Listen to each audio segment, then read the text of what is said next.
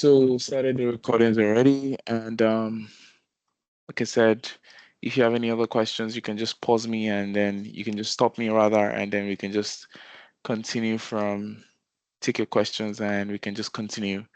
So as a continuation of this, we're going to be talking about where we stopped last week very quickly in the class, and I would just like to run you through or just give you some Q&As concerning what we spoke about, if you indeed truly understood what we said. And if there's anything you need clarifications on, you can just stop me and we can go over that together. Okay. All Yeah. right. So could you tell me some of the responsibilities a business analyst does in the Okay. So for in the one, they would definitely read or like go through like documents, for instance, maybe like the manuals and the journals to really understand the operation of the organization.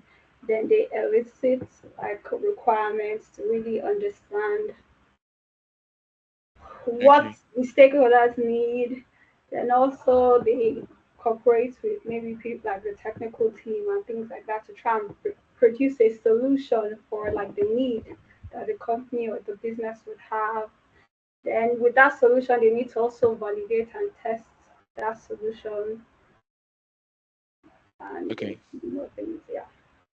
Okay, that makes so much sense. You spoke about elicitation. I heard you talk about testing. I heard you talk about coordinate with teams Yeah. and some other things. That's okay. Which is not wrong anyways. It's very, very correct. Um, just give me one moment. Okay. All right. All right. Could you tell me some core concepts models about business analysis? We spoke about change, we spoke about need, we spoke Needs, about some other. Yes, yeah. what else did we talk about? Solutions, Correct. stakeholders. Correct. Yeah, and there's one more. Is it processes or there's one more? Do I need to define them, like what they No, no, no, are? you don't. You can just mention them. Okay. Change needs, solutions, stakeholders, values, and context. Context is like the scenario, something like that. Like, right? Yes, Yeah. yes, yes. Yeah. All right. Just give me one moment.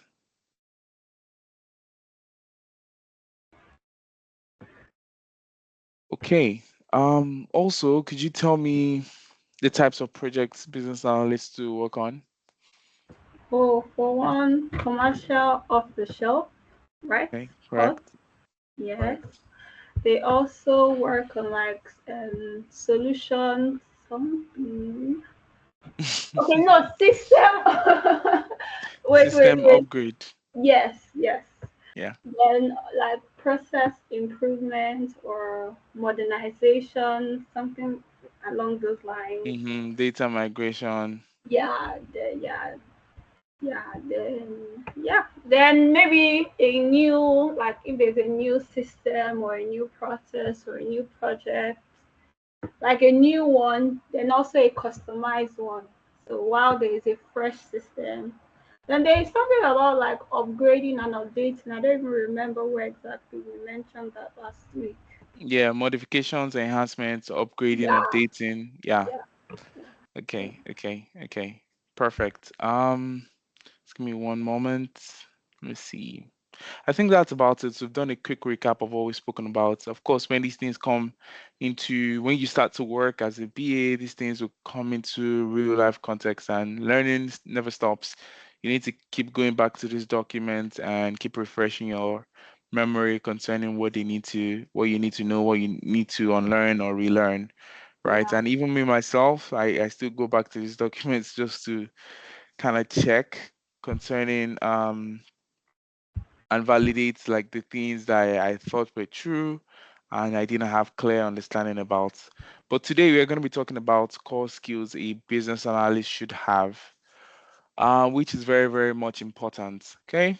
And skills, if you understand something about skills, skills can be hard skills, skills can be soft skills. Hard skills are things that you can literally do, things like technical skills, things like yeah, technical skills for the most part. Soft skills are things that you can't really put your hands on, but you can see, right? Or you can feel rather, such as communication and the likes. So communication skill is a really soft skill, and business analysts must have good communication skills.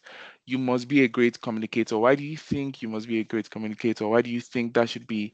I honestly think that as a business analyst, for you to be a communicator, you must understand the language of the business one. You must understand the context that you're playing in, and also to be able to relate to these two parties that you're dealing with. What are the two parties? The development team and the stakeholders.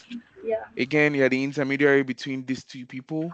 You're basically their eye and their legs on the ground, and you must be a great communicator to be able to carry them along, and be able to say, for example, this with the stakeholders, you must be able to clearly articulate what the developers are trying to do and clearly communicate to them the status of the project.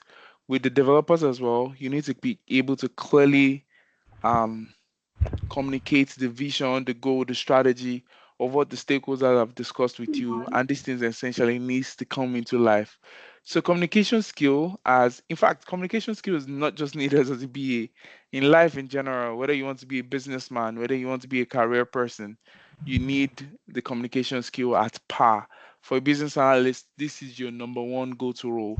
If you remember, like I said before or initially, that if you take a look at the scope of work that you're doing as a business analyst, 80% of the time you're communicating. The other 20% is where your technical skills come into play. So, communication, communication, communication. You should be preparing yourself to be able to give a speech when you're alone. You should be preparing yourself to be able to talk openly to people without being scared or anything. Because as a business analyst, you'll be the one that will put on the spot. Oh, you're facilitating this meeting because you are the business analyst. You have your stakeholders, you have your development team in the meeting. What do you say? So this means that you can facilitate work meetings, ask good questions.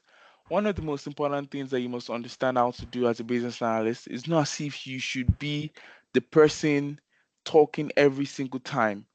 You must learn how to make people talk as well. Okay? And listen to people talk. So I give you an example, a scenario whereby you're trying to elicit some requirements from somebody. You're not the one talking 80% of the 80% of the time. In fact, I would say 10% of the time should be the only time that you should talk, because you want your stakeholder to be able to tell you what they want, and you want to be able to break down this requirement. Okay. So as a business analyst, you must understand when to speak, when not to speak, when to push further, and when to ask proper questions.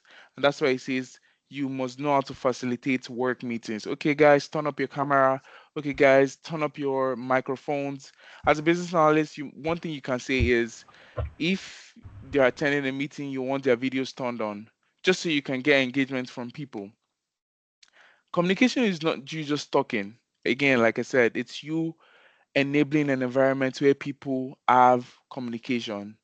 Do you understand what I'm trying to say? So you can say things like, okay, everybody joining this meeting. I am Mary, I'm the business analyst on this team. Anybody joining this meeting on Thursday, you must have your camera turned on, and you already sent that in an email already. So everybody's already prepping their mind.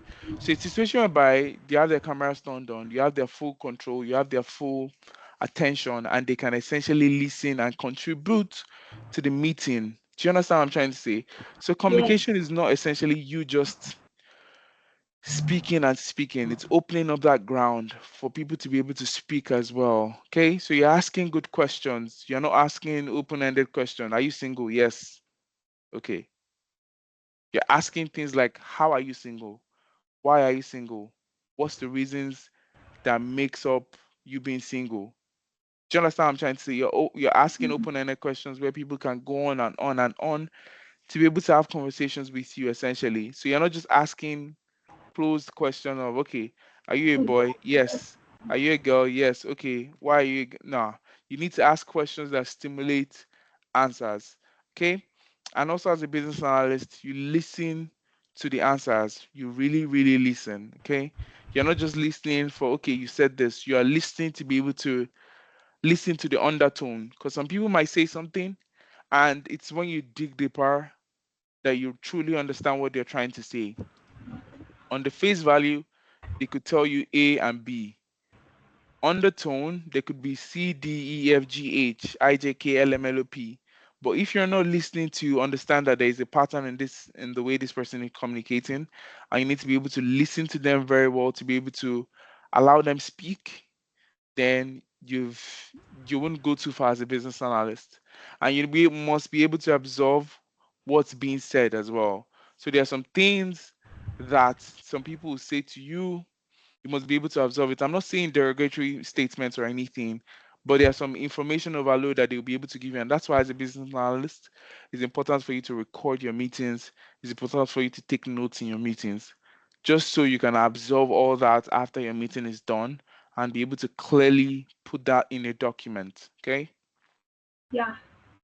All right. In today's world, communication does not always happen face to face. Of course, we know that the ability to be strong, to be a strong communicator in a virtual world via conference calls or web meetings is equally important. Okay.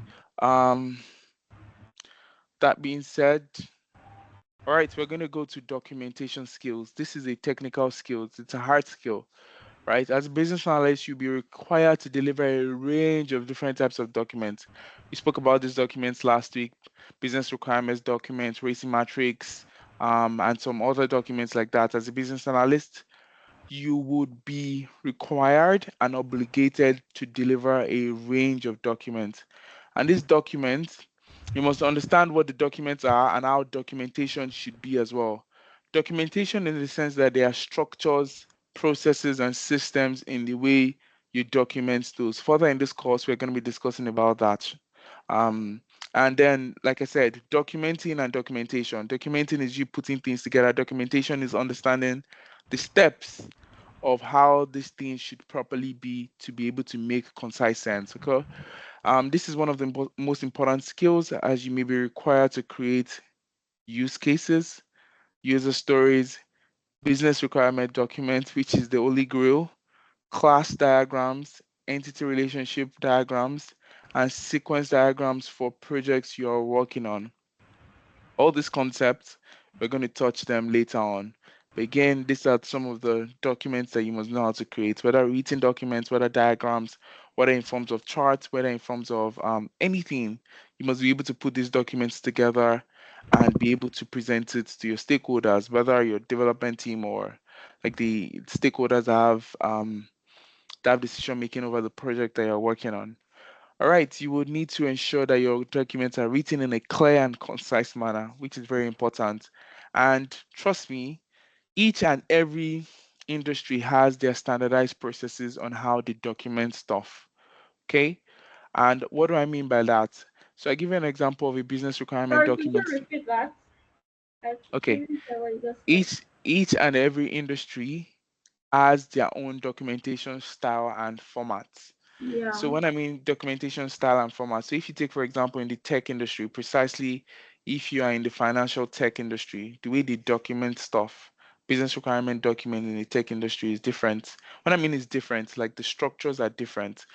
It's the same, you can see the same similar terminologies, but there are some things that they can put on top of each other. Just little tweaks. It doesn't have to be, okay, this is it. Fine, there's industry standard, but there are some industries that will specify, and there are some companies that will specify and tell you that, look, we know that there's industry standard, but we want our documents in this way and in this format and in this structure. Do you understand? Oh, so like you kind of have to be flexible. Right. You have to be, yes, you have to be flexible, but at the same time, you must understand the core fundamentals of creating a business Okay. requirement document. So I Yeah. give you an example. You could be playing in a soccer game, and then they could tell you that, okay, the standard soccer game is 10 players and one goalkeeper. For this soccer game, we want 6 players, and we want to use half of the field. We don't want to use the entire 90-meter by 60-meter field. We want to use half of the field, and then we want 6 players on this side. We want 6 players on that other side. You must still understand the standard rule of the game, right? but it doesn't mean that you Yeah. can't still play in like the little ponds. Okay, Yeah. so some companies might have their own way of documenting stuff, and that's why you must always go through their documents when you get employed and see essentially how their documentation is. But like I said, you wouldn't be confused because it's still the same technical jargon they're still going to be using, but maybe in just different styles and different formats. Okay. Yeah. All right. You need to ensure that your documents are written in a clear and concise manner at a level that operates for the stakeholders. Okay. Facilitation and presentation, right? Yes. This is also very, very essential because you will need it eventually. If you remember the time that I told you that eventually you're going to present to the stakeholders. In fact, presentation and facilitation is something you do for your day-to-day activity as a business analyst because most of the time you are having meetings. Most of the times you're having meetings. Most of the times you're having meetings. What are you doing during those meetings? You're facilitating the meetings whereby people can have interactions with themselves. You're facilitating meetings whereby people can tell you their intention and your stakeholders they can give you your requirement. You're facilitating meetings to be able to elicit requirements from these people. Most of the time as well, you're presenting your findings, you're Fine. presenting your use case, you're presenting your documents that, okay, this and this and this were the requirements that you highlighted. Does it make sense? Do you approve of this? So you're presenting your stuff most of the time as a business analyst. So again, communication, documentation, presentation, those three things are very, very essential for you um to be able to do well as a business analyst in your day-to-day life. So by the time you're communicating effectively, you're facilitating meetings and presenting very, very well, and your documentation skills are also top notch, you're going to do fantastically well as a business analyst because that's your day-to-day life. In fact, like I said, 80% of the job that you're doing at the entire time is you communicating. Instead of you communicating, you're facilitating meetings and you're presenting your documents. As a business analyst, that's essentially what you do in your day-to-day life. So, like I said, the most common kinds of elicitation sessions are the BS facilitates are interviews and observations. You're observing people use a particular app or a particular website, and you're conducting interviews with these people to find out what you can essentially do. In some advanced roles, the meetings are called JAD sessions. I'm going to explain what JAD is very shortly.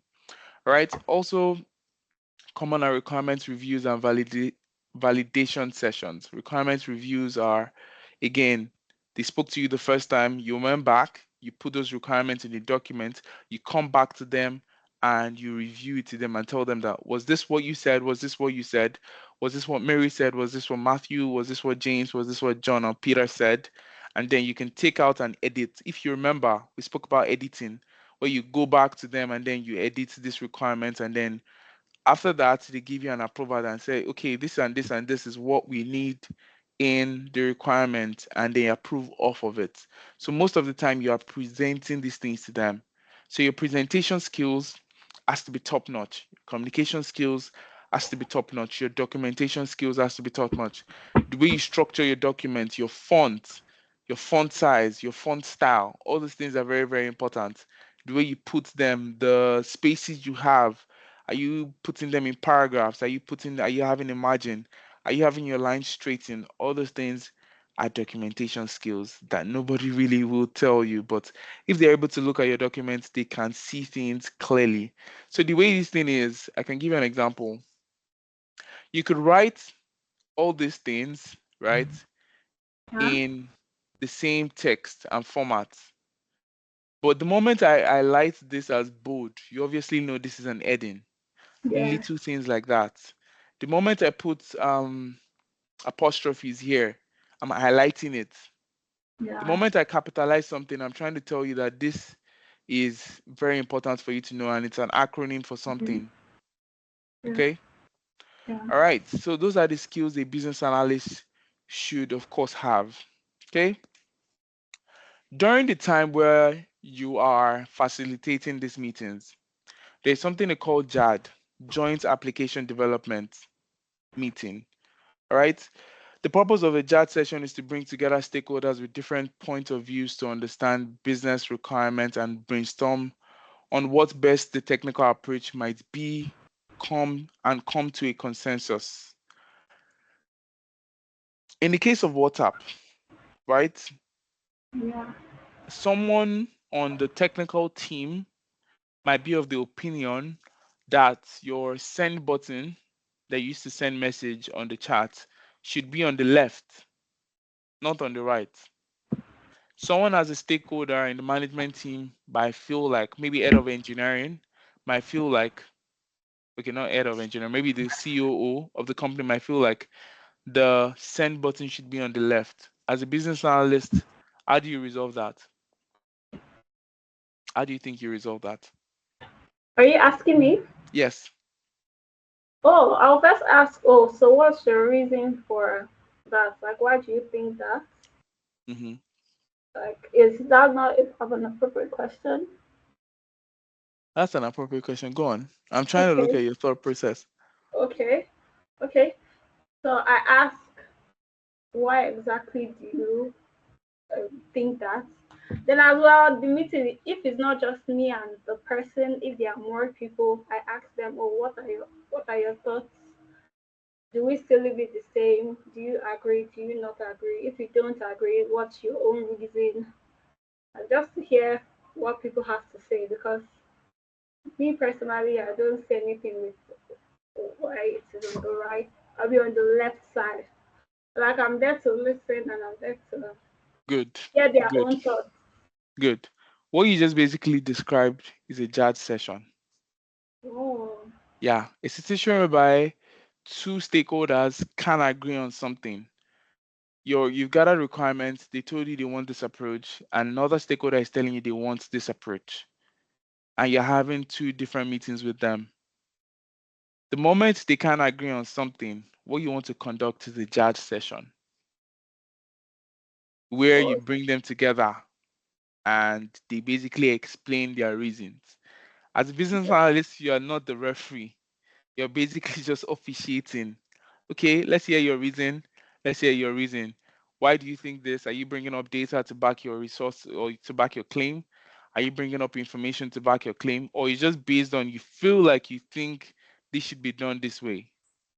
And oh, there must be a resolution that comes out of that. That's a JAD session. When two stakeholders disagree on the way something should be, and then you're bringing them together to basically help them align their thoughts and the strategy. That's a judge session. The purpose of the judge session is it's to bring kind together. of like, Go ahead. oh, so it's kind of like being a mediator, but like, Right. by your own opinion doesn't really matter in that case. You just want to hear what they have to say and Right. make it. Yeah. So during these times where you're meeting, facilitating meetings, you're contributing, there's going to be a lot of counter or contrary opinions and views and perspective, Yeah. right? And you literally have to, like I said, you literally have to be able to conduct these sessions to them or for them to be able to align their thoughts because they're going to slow down the project, whether you like it or not. Yeah. They keep saying, oh, no, I think it's this, I think it's that. Put these people together in a room and we need to sort it out. Okay, so he says it's likely that at some point in your career as a BA, you will need to facilitate a workshop to present a piece of work to stakeholders to project team and we already spoke about this. So it just says JAD means Joint Application Development Meeting. The purpose of the JAD session is to bring together stakeholders with different views to understand business requirements and brainstorm on what the best technical approach might be Mhm. to come to a consensus. JAD is Mhm. not a regular meeting. It's held when time is of the essence. Like, okay, guys, we are slowing down this project. A is saying something else, C is saying something else. Don't be going to each of them. Bring two of them together and sort it out. That's you conducting a JAD session. So the Yeah. business analyst is the one who interacts with the entire group and gathers information, analyzes it, and ensures everyone has reached a common agreement at the end of the meeting. So jazz sessions doesn't just happen with individuals, it can be with a team. The marketing team might feel like a particular button on the website should be on this particular place. The Oh, okay. sales team might essentially feel like, oh, the button should be here. Maybe the buy button or the purchase now should be on this side of the, and they are basically having counter alterations. And you're the business analyst, you're the ones going between them, trying to resolve these things. What you want to conduct is a judge session, just Mm, so everybody can resolve their their stuff. Okay, differences. their differences. Exactly. All right. Goes back to this. All right. So there are different participation rules in a judge session. You want first of all want them to gain consciousness of what is happening. That this is currently the state of things. You need this to be resolved as soon as possible, and we need to be able to move on. If you see what I highlighted here, I said when time is of the essence. When time is of the essence is when you're conducting judge sessions, right? Okay. Yeah, So you want them to gain consciousness of what is currently going on. We don't have typically on a project, there's never enough time and there's never enough resources. So if we are going back and forth concerning the approach and concerning the strategy to use to solve this problem, then we are not going to get anywhere. And this is what is at stake. So you need to make them understand, like I said, this is what is at stake and how this session is basically going to help them get to that compromise or get to that consensus. Okay. Agree on the time limit rule for disagreement. People would have disagreements. Jazz sessions might happen every day, depending on the type of project that you're working on. And jazz sessions might not every day, essentially, but at least maybe once a week.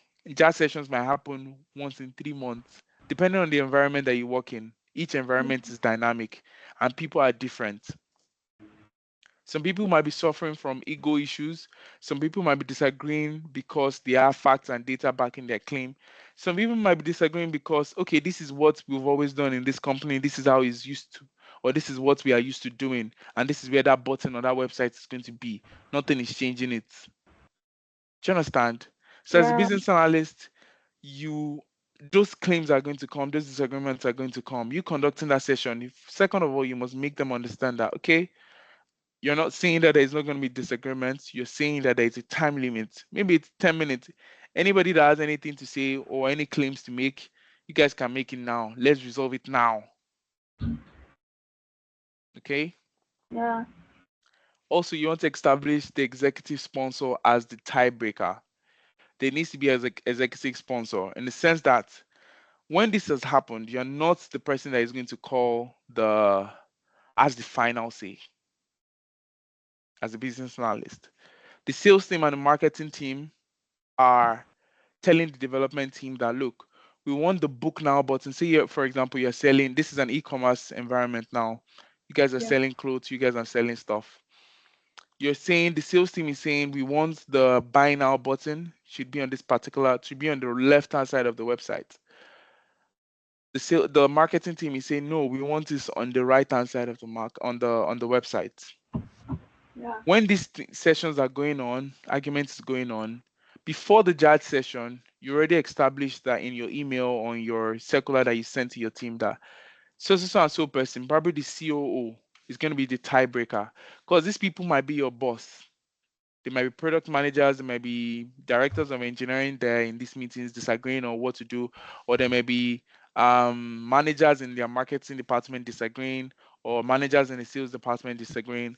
You don't want to look like you're controlling, or it's just the business or the business analyst that is 6 months into their role that is dictating what's currently going to go on. You must yeah. invite an executive sponsor, such as a COO, to come Okay. into the meeting and attend the meeting. And you establish it that look, this is the tiebreaker. If we are not able to reach a compromise, this person has the final say. Okay. Does that make sense? Okay. So But this go so ahead. yeah, you mentioned COO for sure. That's the Chief Operating Officer, right? Yes. Okay. aside that person, could there be another person? Yes, Like, they could okay, be a vice president, okay, they okay, could be a director. If all of okay, them are managers, they could be a yeah. director. Oh, okay, somebody that is just above them. Yes, because you want to play your politics right. Yeah, Somebody that is above them that can call the tiebreaker and say, guys, I think this is the approach. Since we are unable to reach a compromise, this is where we are going to let everybody move on from it. The judge session could be between the development team. The software engineers and the designers might be arguing concerning something, and it's the product manager that is the tiebreaker.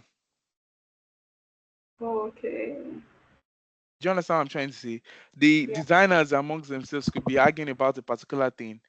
Your product manager or your chief engineering officer could be the tiebreaker and say, this is the approach that we're going to, and this is where we think we need to head towards. And everybody moves on from it. Okay? yeah, All right. You also want to make it require mandatory attendance because some people, again, might not want to attend. You want to make it mandatory by copying these people in the email and saying, this person is going to be in attendance, please attend. So for example, I could say, oh, the director of marketing or the director of operations is going to be in attendance and we'll need everybody to be on board just so we can create a compromise where the vision of the project is going to head towards. yeah, Stress that all participants are equal regardless of the job code. So whether you just sign in or you just go into the organization 2 weeks ago or you've been in the organization 20 years ago, everybody's equal in this meeting. Everybody has their say. And of course, you're not going to say it like that. You're just going to open an environment up where everybody can speak freely if you have, because to be honest, someone who has 20 years experience could be saying bullshit, and someone who has 2 weeks experience could be saying the right thing. So you want yeah, to open an environment whereby people are able to talk regardless of whether their role is higher than another person's role or lower than another person's role. Have a clear cut agenda at the beginning of the meeting. Of course, you're telling them why this yeah, meeting is to be held. Okay. Also allow only one conversation to occur at a time. Nobody speaks over anybody. When this person is speaking, and you, of course, maybe allotted time when this person is speaking, because jazz sessions, for example, go as long as 2 hours. Something that could have ended in 30 minutes. Just because you don't have a clear cut agenda and these people are not timed, or someone is trying to speak over another person, creates yeah, those ground rules that look, nobody's speaking over anybody in this meeting, and this is how it's supposed to be. So it's like you're like a mediator amongst people fighting, not fighting, but having disagreements between of point of views.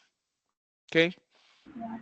So yeah, so in this like scenario now, you tell them now an email will not like an email could say, oh, these are No, the rules, but you also tell them, no. You an email could say all this. At the same time, you also want to tell them yeah, again before the meeting, during the because some meeting. during the meeting rather, because some people essentially might ignore the circle in that email or ignore the message Yeah, in that email, and they could still want to say what they want to say. So you want to always reinforce it that look, you don't speak over another person in this meeting, and that's the only way we can move forward. All right. yeah, All right. Tips for a successful judge session. Okay. Make sure the facilitator is fully trained, which is you.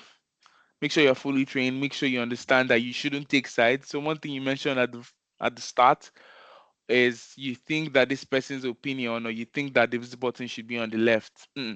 You want to listen objectively and you want to listen to both parties equally. You yeah, shouldn't take a side already. You want to be the intermediary between both sides. Because the moment they recognize that you're taking sides, everybody starts to feel not heard. Like, yeah, oh, you're already taking sides with this person. Okay, then that's it. yeah. Okay. You want to conduct an orientation for all participants. It's not always every time, but you could send a little video and tell them to watch it before the meeting. A video of like, Anything. So it could be something that they're arguing about or having to or it could be something as minute as um this button being on the left or being on the right. You could send them a video of psychology or where buttons should be on a website, just so they can have an idea. Oh, Do you okay. understand? Just something that could ease that conflict or that disagreement, something that they could essentially, and that's why they say orientate. Just again, you don't want to put it like you're on this side of the spectrum or that side of the spectrum, but maybe research, maybe this, maybe that, backing each party's claim Oh, okay. could be So in sent that just so. scenario, we are not. Yes, because some people could have read it before the meeting, and when they get to the meeting, they could feel like, oh yeah, I think that I read that article, and I really don't have anything much to say about the button being on the left. I think now it should be on the right. So you're already easing Oh, your own work by helping them out. like finding evidence for like both Yes, sides. yes, Oh, for both sides, just so nobody is left behind and nobody is not being heard. Okay, make sure yeah, user representatives are properly trained. This is very much technical in the sense that if you are working in an environment whereby users are in question, maybe WhatsApp, your users are in question, you must have somebody that is representing the user. So you can have a group of people that are representing the users. They can come and also witness these things. So it's different in various environments. If you're working in a, if you're working on Learn's team now, you must have students that will come that use Learn on a day-to-day basis on these meetings, and they'll also be there. Their presence will also be there, and they can give suggestions and opinions concerning the direction they think that the approach of the problem should be driven towards. Okay. yes, All right. Send out agenda ahead of meeting. Those are like no-brainers. You should always do that. Do not begin until JAD role is filled. When I mean each JAD role is filled, identify the people that need to be in that meeting and make sure that nobody is missing. Just so in the later time, somebody says, "Oh, I was not in the meeting. What did I you was guys not. say?" And Yeah, then, "Oh, are we not doing this again?" Everybody must be on board at the same time. Hold sessions only when all decision makers are present. Document all the assumptions and issues. Send out meeting minutes after the JAD session. Assign responsibilities and resolve all the issues. Okay, is that clear? yes, All right, so we are moving on from the skills. Again, we stopped at presentation and facilitation skills. yeah, Another skill is modeling skills. It's a yeah, very technical skills. It's basically you just drawing diagrams and modeling. When you say modeling, it means replicating. It means yeah, it means replicating what you think. As this goes, a picture paints 1,000 words, they say. Techniques such as process modelings are effective tools to convey large amounts of information. Okay, so I could write this person is a boy, he has a hand, he has a leg, he has facial hair, and I could just put BOI, or I could just draw BOI. A picture represents a lot more things.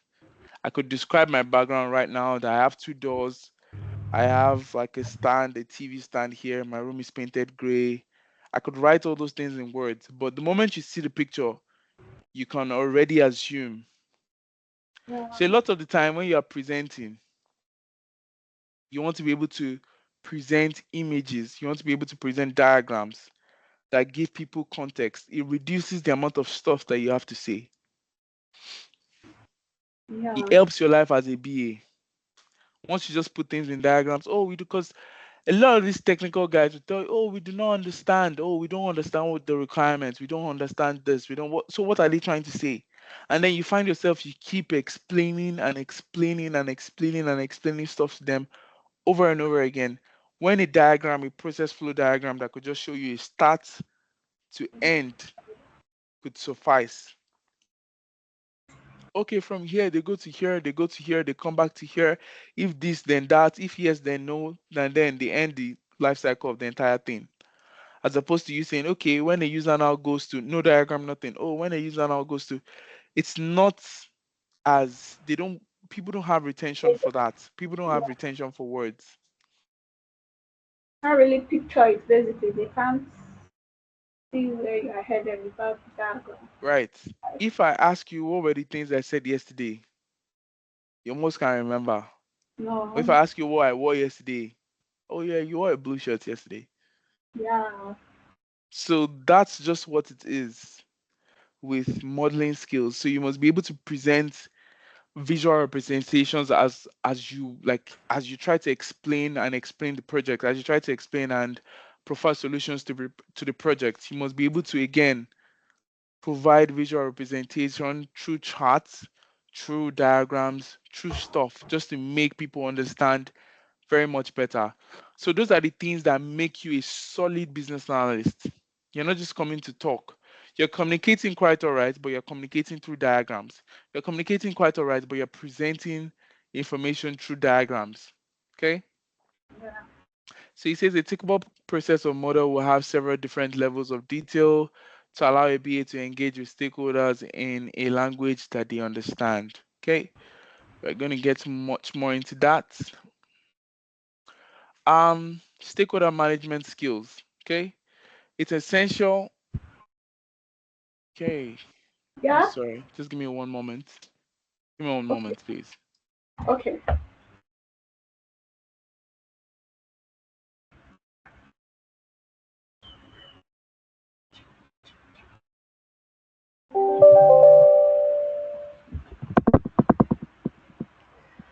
Dismiss.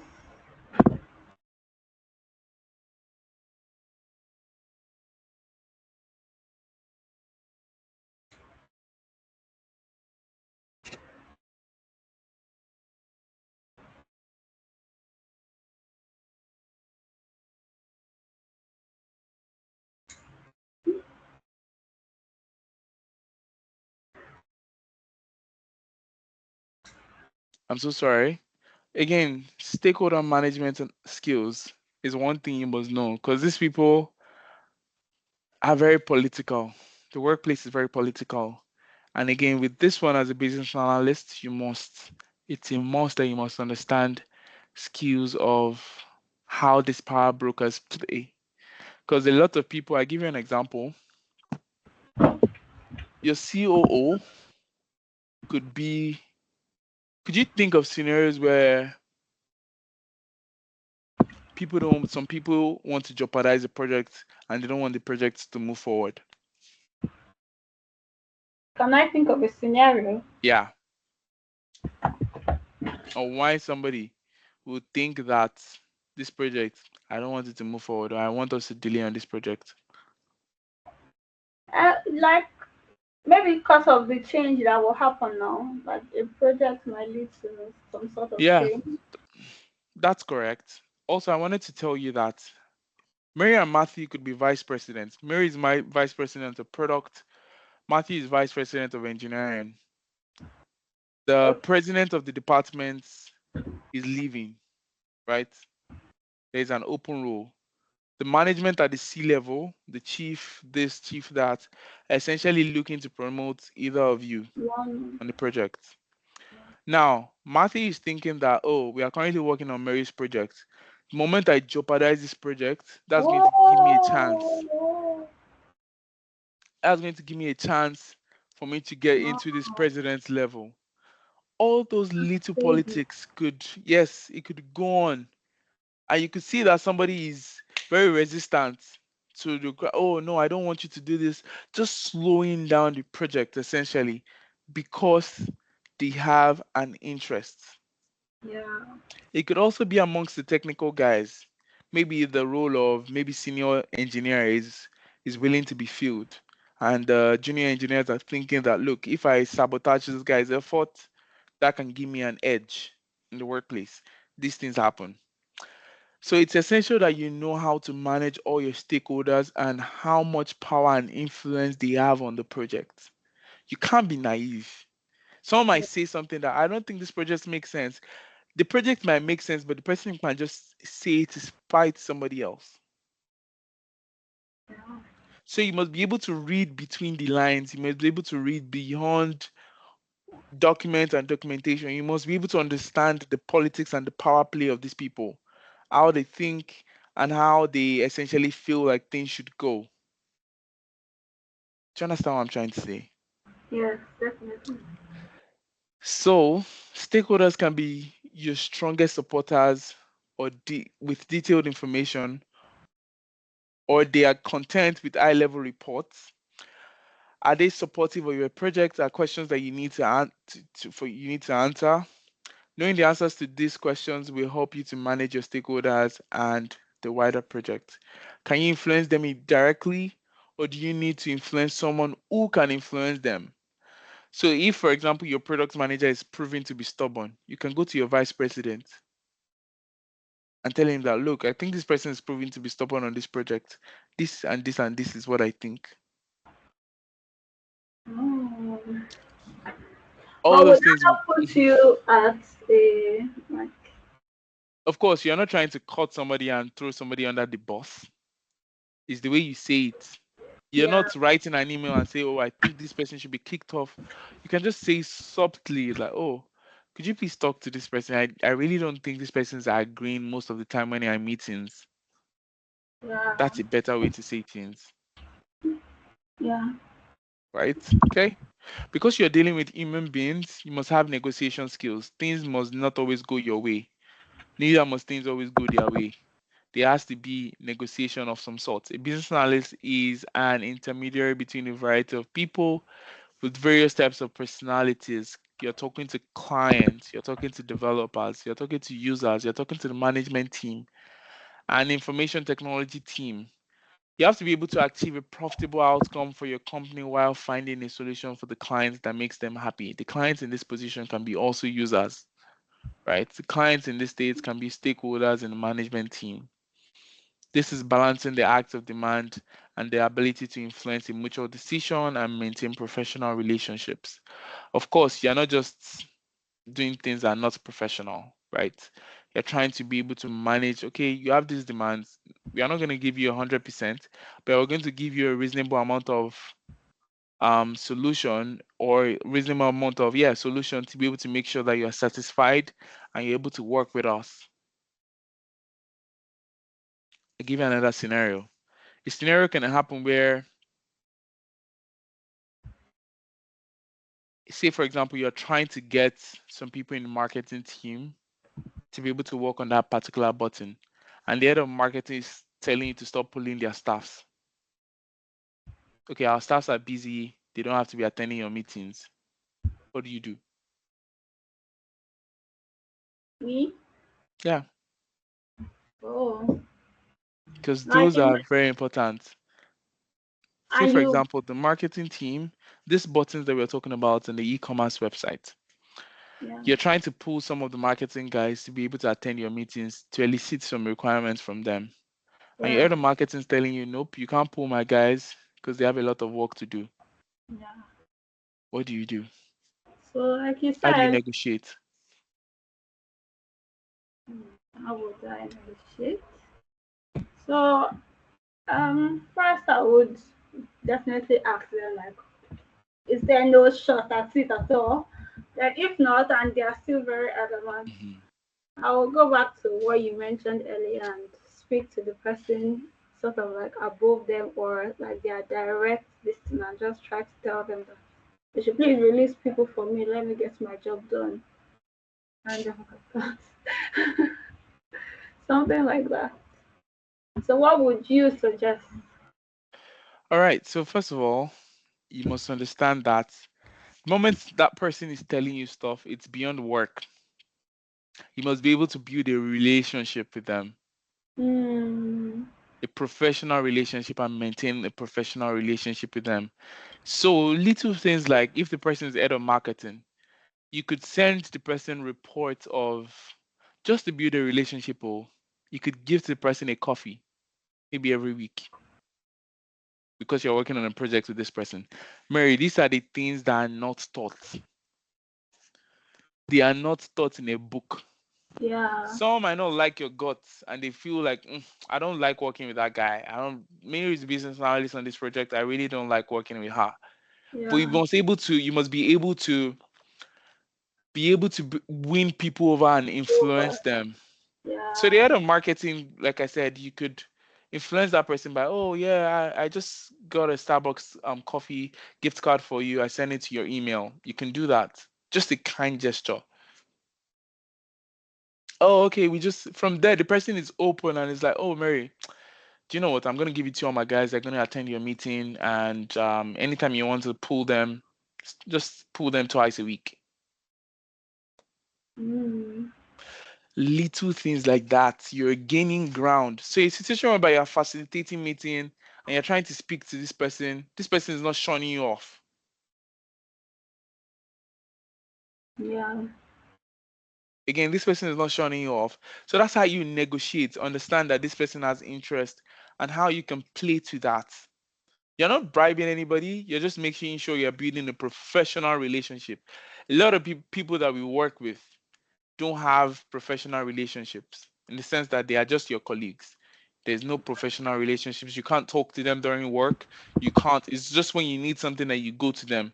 You've been in the work environment before. You know what I'm talking about. It's just when you need something from them, you go and meet them and tell, hey, I need this, I need that. And sometimes they answer you, sometimes they do not. But once you have a professional relationship with some people, no matter what time of the day that you go to them, they will always answer you, whether they're on your level or whether they're above your level. So you Yeah. must be able to build those professional relationships with your clients, with your stakeholders, with your users to make sure that anytime you go to them, they are always available to hear you. All right. Yeah. All right. Problem solving skills. Okay. So no project is Oh, without problem. Go ahead. yeah. Yeah. And just before now, you said that sometimes it's not. There's a word you use that thing doesn't really happen. Is it like on the surface level, or it's not? Sure, it's not coming from work. I don't really know what you said. There was a word you used when you were saying in situations like that. There's not usually a. Trying to remember the word. Basically, Really? what me I understood from what you were saying is that it's not necessarily like work that is causing that anger or that sort of like rejection or something like that. So I wanted to ask, what could now be the cause if it's not work? Do you understand my question? Because you No. were saying something about sometimes it's not, or maybe I did not understand what you were explaining. Did I give a context to this? Yeah, you said but it was quite rushed. You said sometimes when things like this happen, it's not really internal, or I don't even Oh, really. okay. You're asking me to throw more light on that. Yes, Okay, so there are some things, like I said, I was talking about politics, the office politics, and we go on a yeah, break very shortly. Okay, we were talking about office politics, and I was basically explaining to you how some people might be, it might not be what they said, right? It might not be what happened. Sorry, I just need to share this again. It might not be what they are saying. There might be an undertone. What I was just trying to tell you is you should be able to read in meanings to between what the people, yeah, lines. in between the lines. Someone can tell you, oh, I don't think these people should be on your project.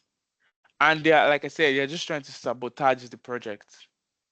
So you must be able to read in between the lines. You might think that person is doing you a favor, but that person is literally trying to jeopardize the project.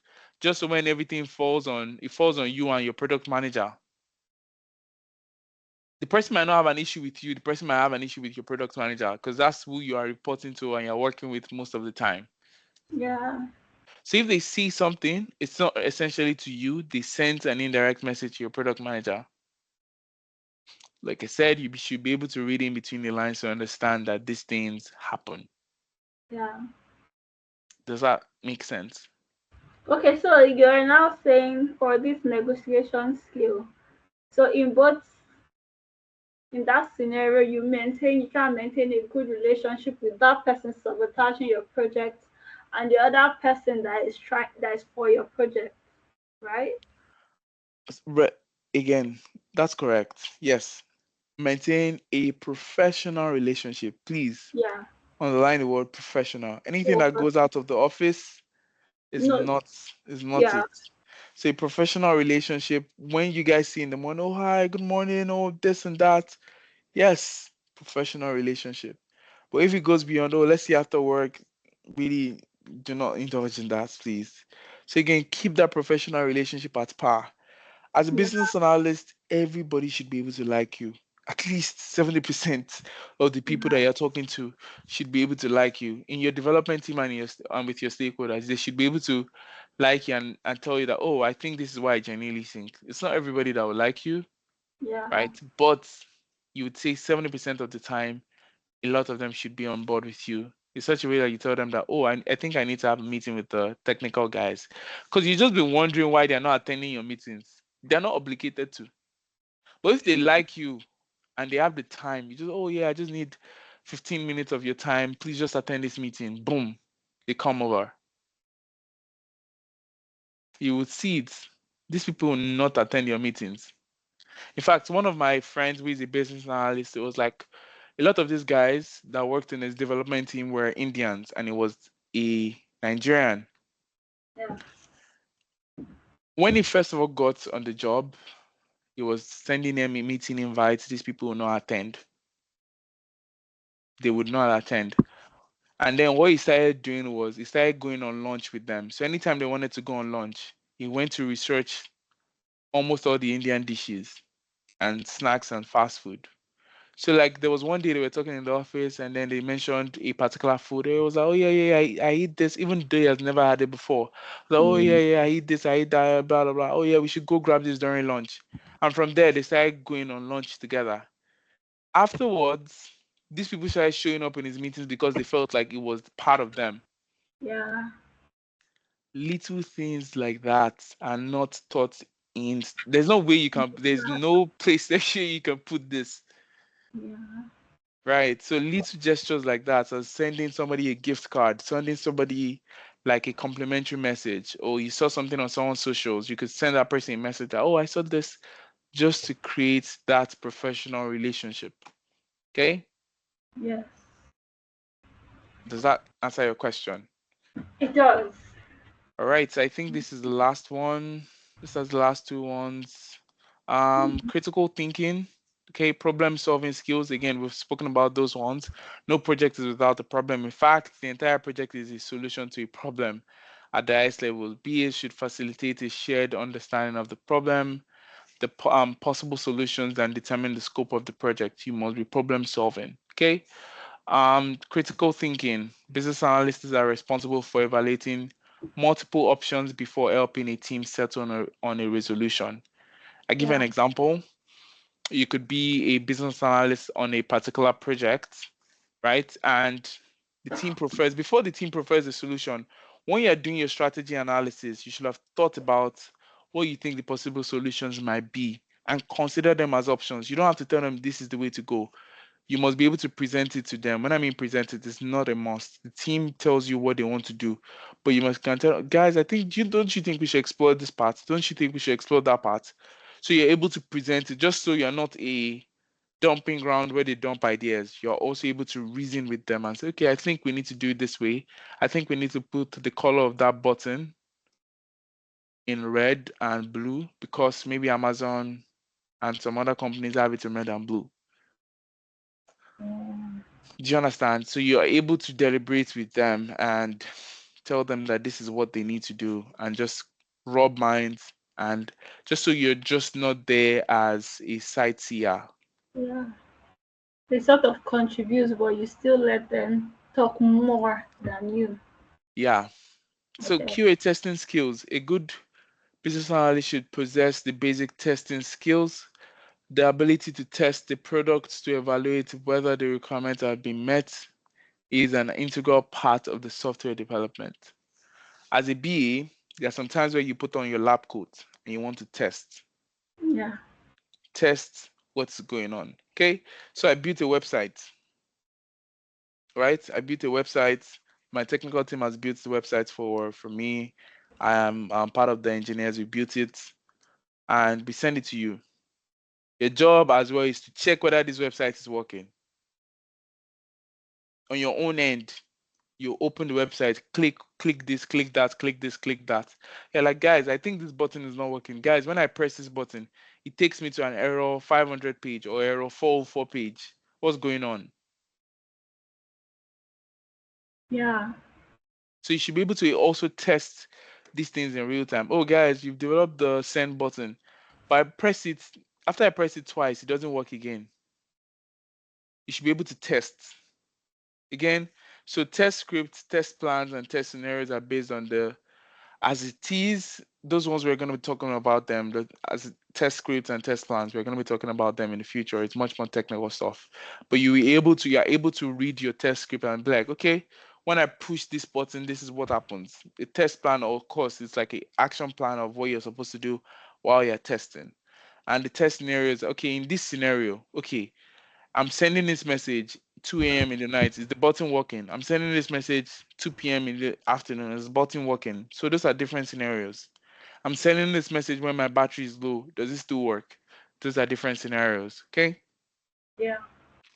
All right. I think we are going to go on a short break now, and when we return, we can just continue from there. The short break is 30 minutes, so by 1:45 we should return and we can hopefully continue from there. Like I said, today is a very, very light day. Basically, just have one more topic to touch, two more actually, two more topics to touch, and we are good for the day. All right. Do you Yeah. have any other questions before we go? Yeah. So I tried downloading the video, but it's should Oh, I share my screen yeah, in the direct we're gonna talk after about class? that just after class. Okay, sure. Okay, sure. All right. So see you in 30 30 minutes. minutes. Okay.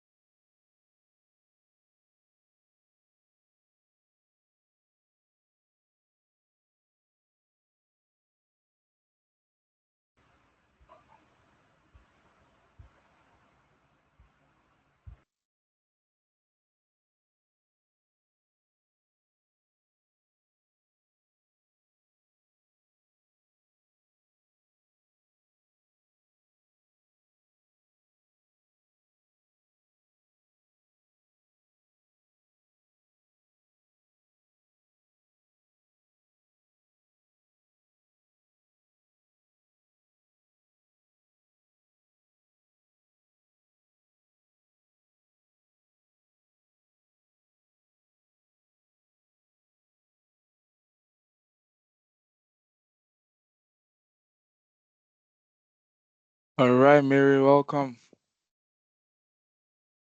Welcome back from the very long break. Um, can you hear me, Mary? I can't hear you. You can't? Oh, I can. I can't hear you. I can't hear you. Or Oh, maybe it's the way I said it. I can't hear you. Alana must not hear that. Just give me one moment.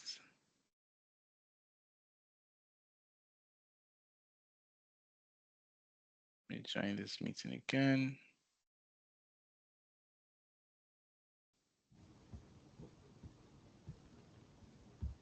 Can you hear me? I can. Okay, great. I was just joining with my other device. Okay. So let's just run this through and just continue from where we left off.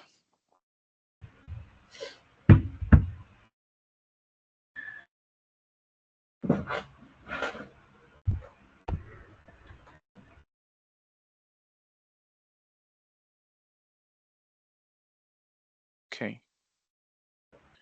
So we're going to be starting from change management skills. All right. So hopefully our next class we're going to have a Kahoot game. And do you know what a Kahoot game is? It's like a quiz where it's determined based on how fast you answer and how correctly you answer as well. Okay. So this material and the last material, that's what the quiz is going to be about. So just prepare like a 10 minute, 15 minutes Kahoot game that would be done. Okay.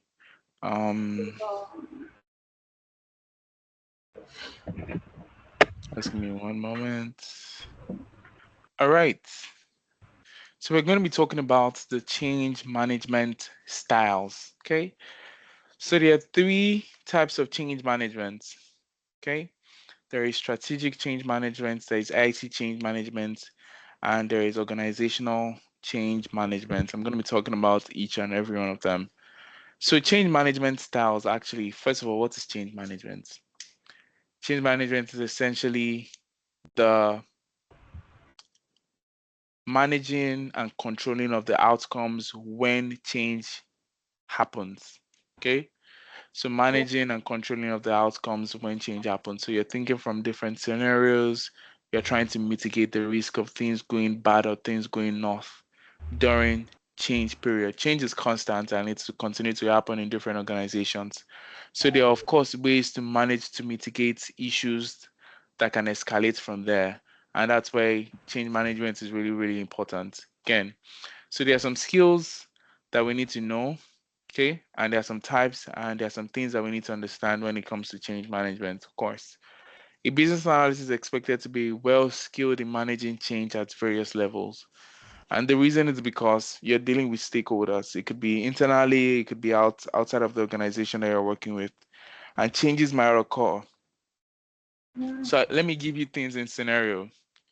So imagine both of us work in an organization in the University of Manitoba, for example, and we work on UM Learn, right? Now, the entire stakeholders of the school have decided that they want to change the entire process and features on UM Learn. Students are going to be resentful towards those type of changes. So you must learn how to manage those changes among students to be able to have an effective change to be effected, of course. We've discussed these things times down number. As a business analyst, you'll be talking to users, which are the students in this case. There's some times whereby they will not like the changes that you want to effect, but they have to effect is based on maybe improves the operations of the entire student body or something. Yeah. But again, change management, you need to understand it as a business analyst. So there are types of change management. There's strategic change management, which is more concerned with the business model of a company. Strategy is basically the how. Okay, so it could involve a process. It could involve, you can see this right here, business processes. It could involve creating new brands. It could involve mergers and restructuring, acquisition. Those are strategic. So I give an example of a strategy. Mary, how do you get from point A to B? That is strategy.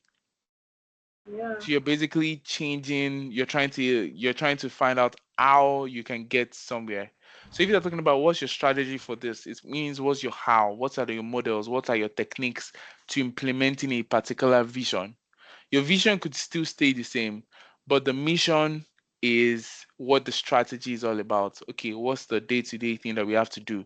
What's the strategy? What are we going to do to effect this change? Okay, this is more concerned with the business model of the company, that is how to generate more profits, become more socially aware. This change usually leads to entering new markets, developing new products. Again, why are you entering new markets? To be able to tie that into your vision. Why are you developing that product? To be able to tie that into your vision. Why are you doing the business processes? To be able to improve or to be able to get to the goal of your vision. I don't know if that makes sense.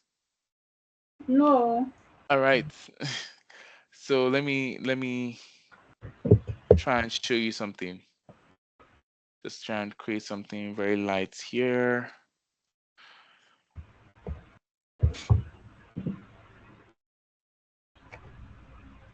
Just give me one moment, please. I'm just trying to show you like a.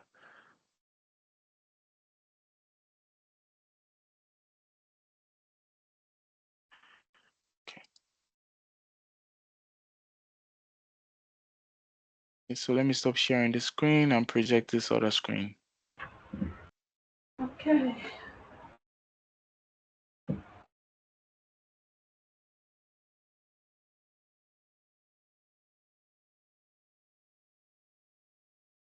I'm going to duplicate.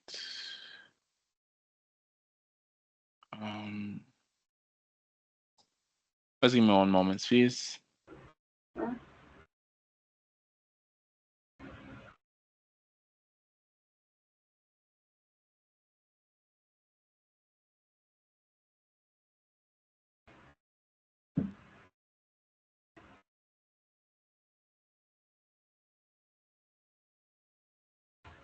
Give me one moment, please. Okay.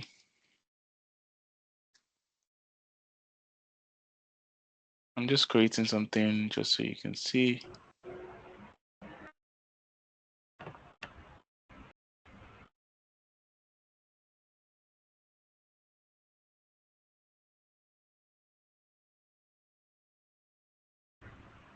Can you see this? Yes. Mission, vision, and then like a connecting something. Right? Yeah. Yeah.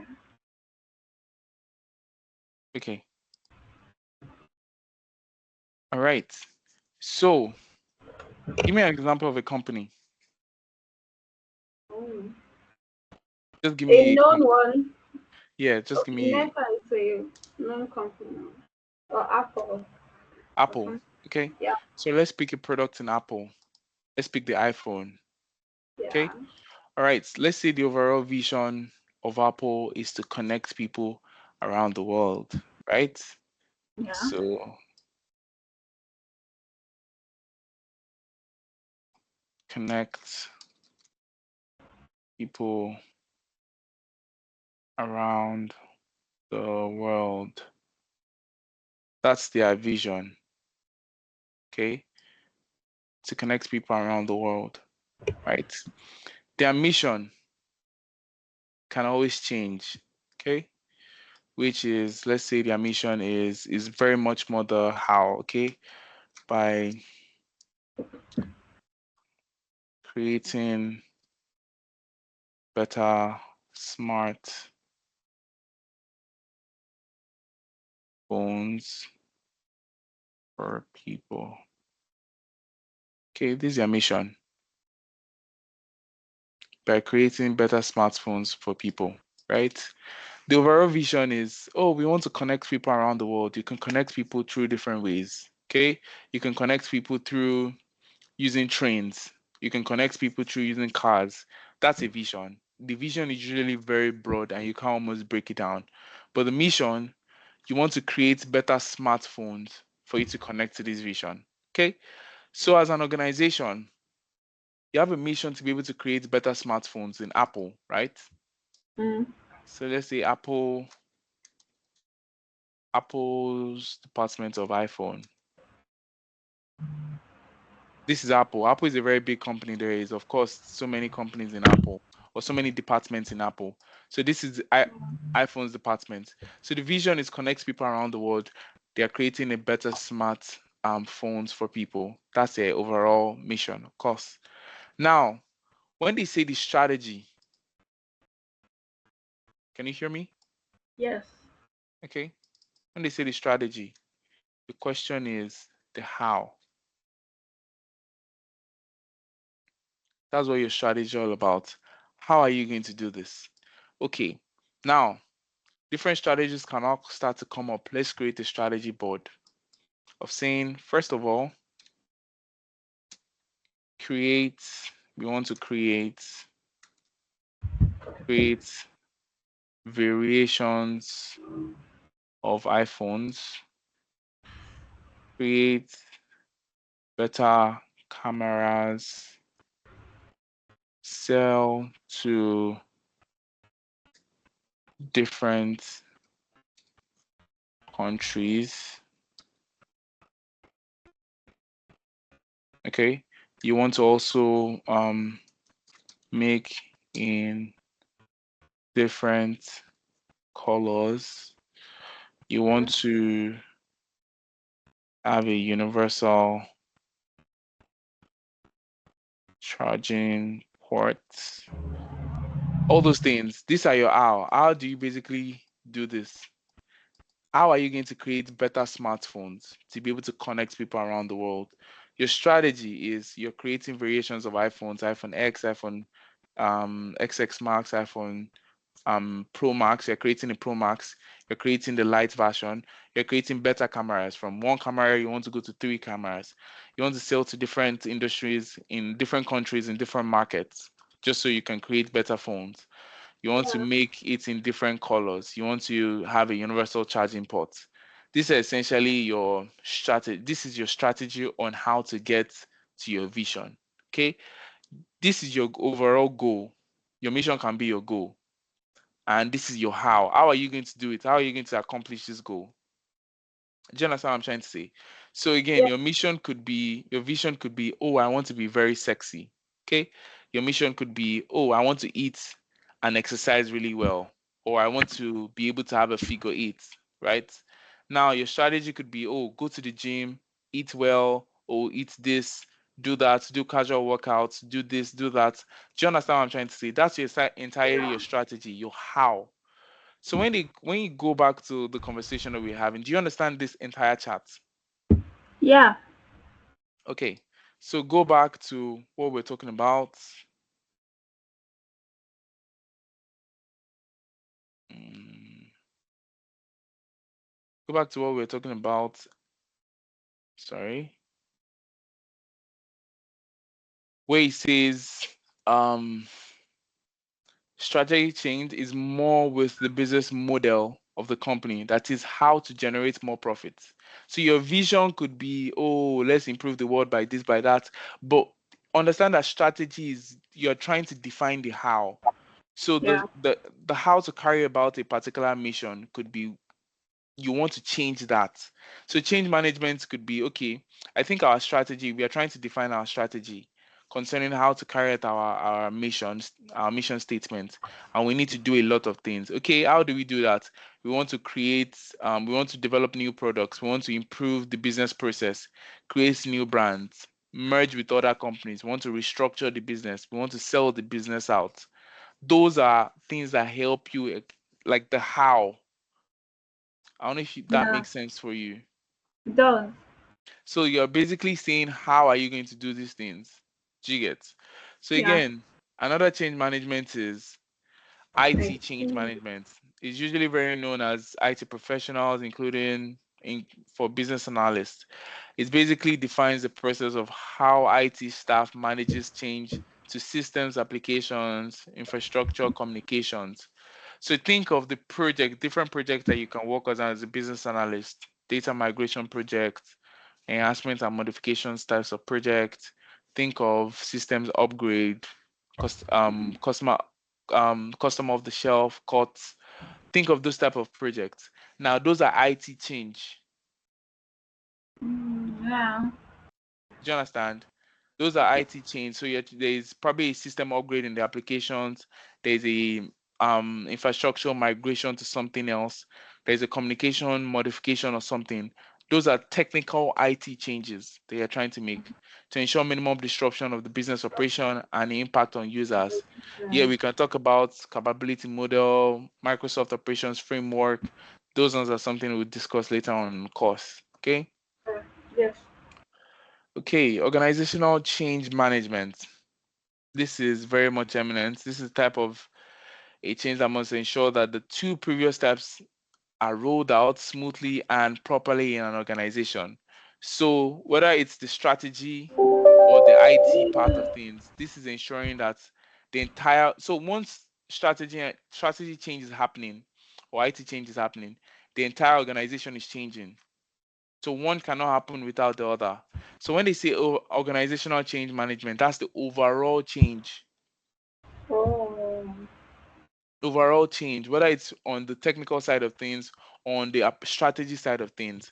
In an organization, you have the technical guys, and then you have an operations team.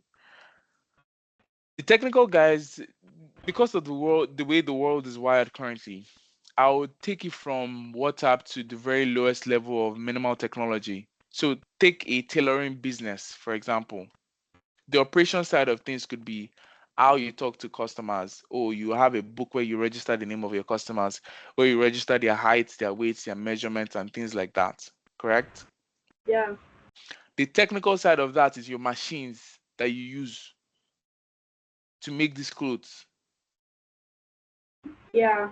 right? The, Yeah, yeah. Yeah. those are technical stuffs in your business. So you could be a WhatsApp vendor. Oh, I don't use a lot of technical stuff, but the moment you're sending money online, the moment you're sending money to people, you're still using some technical product here and there. Now, if you take that on a very big scale, if you're selling stuff on WhatsApp, say for example, you're selling shoes and bags on WhatsApp, or you feel like, oh my, I'm not into a technical stuff, oh, but you're posting stuff on WhatsApp every day for people to see. That's a platform for you. So think of that as a very, very big business. You have a situation whereby you have your management team. Your management team approves on what goes on your social media platforms for them to be able to say, okay, this is what's going on your social media. You have an order management system that says, okay, people are getting in orders, people have placed in orders. We have an order management system that manages and sorts out these orders and dispatches it to different warehouses. Yes. Okay, so essentially, you can have, if you think about change management now, you can, these three things, you can apply to every sphere of life. So if you ask me that, okay, what about this industry? I can tell you that, okay, they have strategic change. And in terms of their how they go about things, okay, they want to create new brands, they want to partner with another company. Those are the how. Yeah. Okay, fine. What about an agric business? An agric I business, agree. agricultural business. Okay. Okay. An agricultural business could also have IT change in the sense that there are tools that they use. The tools that they use, they might want to change those tools. They might want to increase, they might want to modify those tools. So if you're using a tractor, you can want to increase the size of your tractor or change the tractor that you're using. Maybe the tractor has a particular maybe mount. You want to sharpen the mount and you want to enhance and modify. You see, I'm still using this same technical term despite the industry. Yeah. Oh, you want to do migration. Okay, you want to change the entire tractors that you use. You want to move them to another types of tractors. That's like data migration. So it's still IT technical-ish type of Yeah. stuff. But if you bring it to the modern day, when I mean modern day, much more like better, like much more um technical driven industries, these roles are much more prominent. You can hear things like applications upgrade, system updates, data migration, maintenance, issues like that. You can start to hear them. but these change management styles can be applied to every sphere. Every sphere. Okay. Yeah. So organization just wraps everything up. Okay. And then we are going to be talking about stakeholder management as well. Okay. The purpose of stakeholder analysis is to help ensure required project roles are identified, filled, and that the interests of project stakeholders are identified and prioritized. Stakeholder management, like I told you these things, these people are very, very sensitive. You must be able to understand the undertone of what they're trying to say. If they say something, it doesn't necessarily have to be what they say, but you should be able to record what they say. And also, if you're technically not technical, but if you're very, very psychological, if someone is not willing to give information, you should be able to know why. Like I said, as a business analyst, you're acting like a psychologist as well. Yeah. You must recognize when somebody is keeping information, when someone is not wanting to say something, and when someone needs something to be said, but they don't know how to say it. Yeah. Okay? So those are like the little things that you must also note as a business analyst, and that can help you increase your productivity in the workplace. Okay. All Yes. right. The purpose of the stakeholder analysis is to help ensure required project roles are identified, filled, and that the interest of project stakeholders are identified and prioritized. The result of stakeholder analysis becomes an input into the business needs, wants, and expectations for this target state or solutions. I'm going to explain that last part. So it says the result of the stakeholder analysis, okay, the result of you managing the stakeholders very properly, and you basically keeping them in check and in shape, becomes an input into the business needs and wants. Basically, what this part is talking about is requirements. So once you are able to handle these situations well, these people will be able to give you information, adequate information that can help you improve the business needs, the wants and expectations of the target states and the solutions. Does that make sense? Can you just go over it one All last time? right. The result of this stakeholder analysis, the cho, the entire conversations these people have been having, the back and forth, what are you getting from there? You're getting information from these people. You're not just wanting them to Yeah. talk for talking So, sake. You're not just wanting them to give an input for input sake. You're getting all this information. Now, what do you do with that information? This information is your solution pack. That's your requirement that yeah. helps you solve solution, that helps you create the expectations. So again, underline this, helps you define the needs. Business Forget needs. business needs, just the needs, what they need in this project. It helps you Oh, articulate it. The wants, of course. Oh, we want to do this, we want to do that, we want this, we want this. The expectations. These are all your requirements. yeah. In your requirement, there is a need. In your requirement, there is a want. In your requirement, there is an expectation. Yeah. And in your requirements, there is a solution that these people want. There is a solution that these people want as well. So Yeah. you managing your stakeholders properly, just you shaking it, you doing, when I mean you shaking it, like you properly managing those guys and you're not allowing them to circumvent your project. You're basically getting information from them. Yeah. Okay, you're talking to Mary and Matthew, their stakeholders in WhatsApp. Okay, and they're telling you that they want the send button to be on a particular place, right? But they're Yeah. having conflict, they're having disagreements, but you don't know why. But if I properly manage them, I'm able to get information, good information from them, to knowing why, to knowing what they want, to knowing how they want it. Yeah. All that information is what I'm going to get as my business need, what they want, and their expectations. Does that make sense? Yes. All right. So who is a stakeholder or who are stakeholders? Stakeholders are those with an interest in your project's outcome. Okay? Again, a stakeholder in my relationship life is my girlfriend as a stakeholder because there's an outcome. Maybe it might be marriage. Yeah. So she's definitely a stakeholder because there's an outcome. An Yes. outcome of you finishing your program in the University of Manitoba is for you to get a degree. Yes. What are the stakeholders that influence that have interest and that can influence that. The people that paid your school fees, the people that teach you, the Yeah. people in your class are Yeah. also stakeholders that help you achieve that outcome. Yeah. So anybody that has a say, so now a say can now be different, can now be prioritized.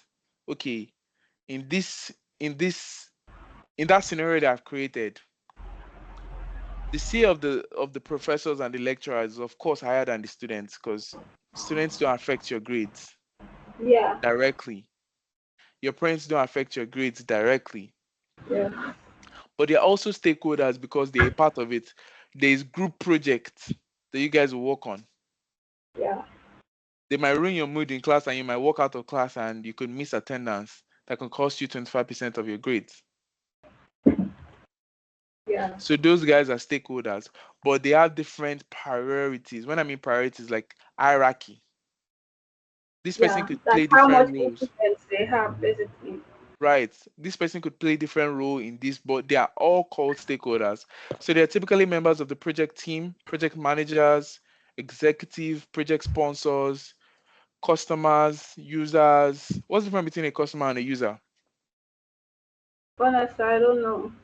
I thought a customer is already well. I thought A users customer are is already like a one user, who and a user is already a customer. really. Am Simple I right? term. No, you're not right. Oh, okay, okay. I Simple wanted to term. say, okay, you can go ahead. Go ahead. Go ahead. No, you Oh, want to oh. say something? I don't want to say I was thinking users is more so like when there's something actually maybe like it's more so a phone. The person is a user. Maybe the person was a customer buying the phone, not the person is not a user because they are using the phone or something. I don't No. know. Or Nope. in it, I don't know. So what is a customer and a user? What are the differences? A customer is a user that pays for your product. What? Say it again. A customer is a user that pays for your product. So a customer is someone who pays for your product. A user doesn't have to necessarily pay. They can just, as long Oh, as they okay. Person. interact with your product. So users of a product can be both internal and external people.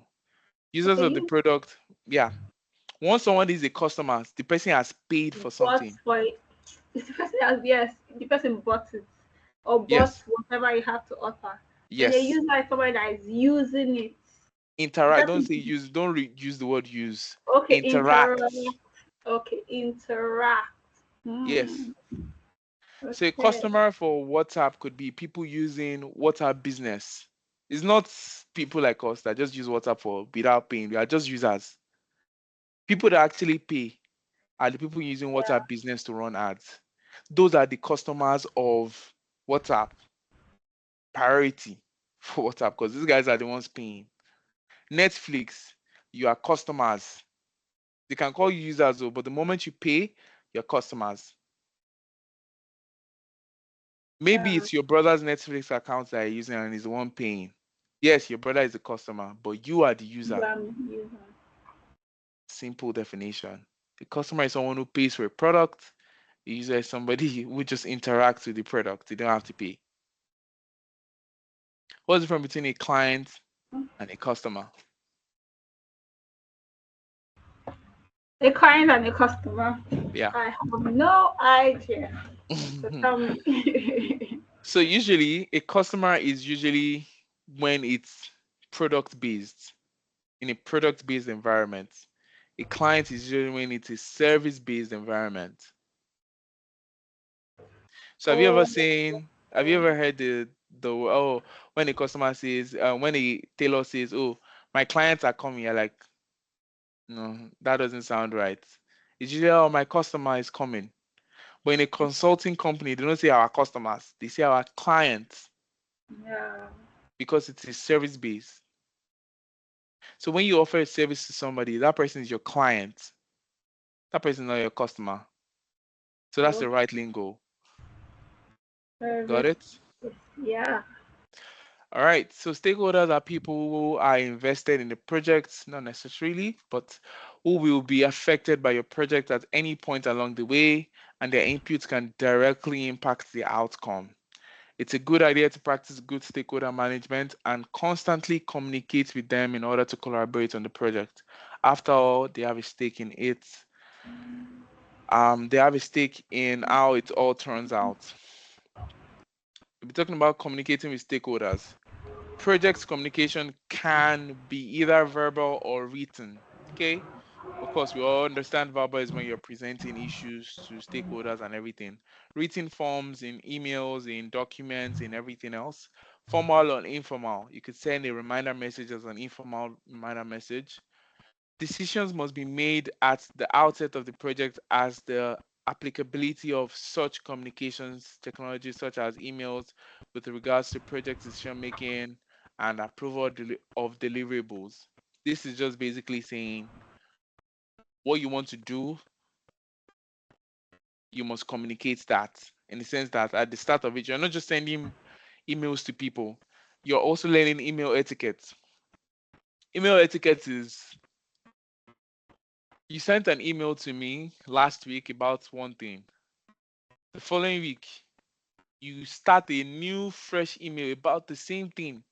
What you can just go and do is go to that email and continue the thread Yeah. just so I can track it in such a Yeah. way that I don't get lost. So decision must be made at the outset of the project as the applicability of such communications technologies, such as emails. Are we communicating this through emails with regards to the project decision making and approval of the deliverables? Okay, when is the approval is going to be? All these things you have to be stating it. When is this going to come into play? When is this going to do that? When is that going to be this? Determining the frequency of the communication is vital to the planning of the requirements because that's very straightforward. Official documentation is often in written, okay? But informal communication may be sometimes often formally written or not written, okay? So again, but informal communication may sometimes take precedence over more formal written communication. So I give an example. What that means is that most of the time you're not sending emails to these people. Most of the time you're bumping to them in the library and say, oh, not when I'm in library, in the lobby, rather. I'm Yeah. like, hey, Matthew, I think we need to have a meeting this morning. What do you think? Oh, yeah, yeah, send me a meeting. Send me a meeting link. Most of the time you're not writing this thing that, oh, Matthew, I think we need to have a meeting this morning. You're just walking straight up to them. And you see that most of the time, these things are not, they are usually informal. That's why it says official documentation. When it comes to documentation of stuff, it has to be written, black and white. But Mm. informal communication may sometimes take precedence, which means most of the communication you are doing, most of the time, that 80% rule that I gave you, 80% of what you are doing in that context, it's informal. Yeah. Out of that 80 that I said is communication, think of 90% out of that strata as being informal communication. Do you want me to show you a diagram of that? Yes, definitely. Okay, so let me just create something new.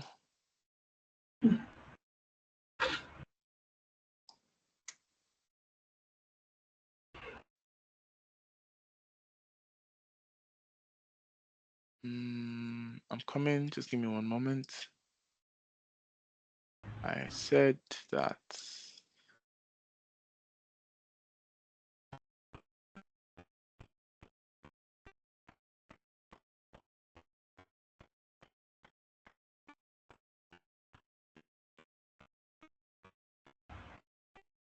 Just give me one moment, please.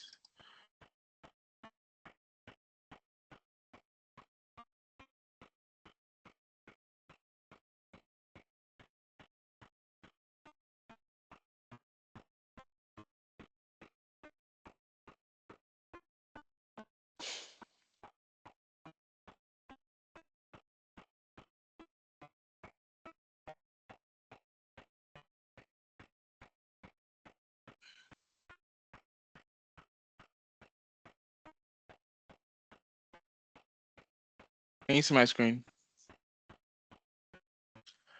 Yes. So if you remember what I said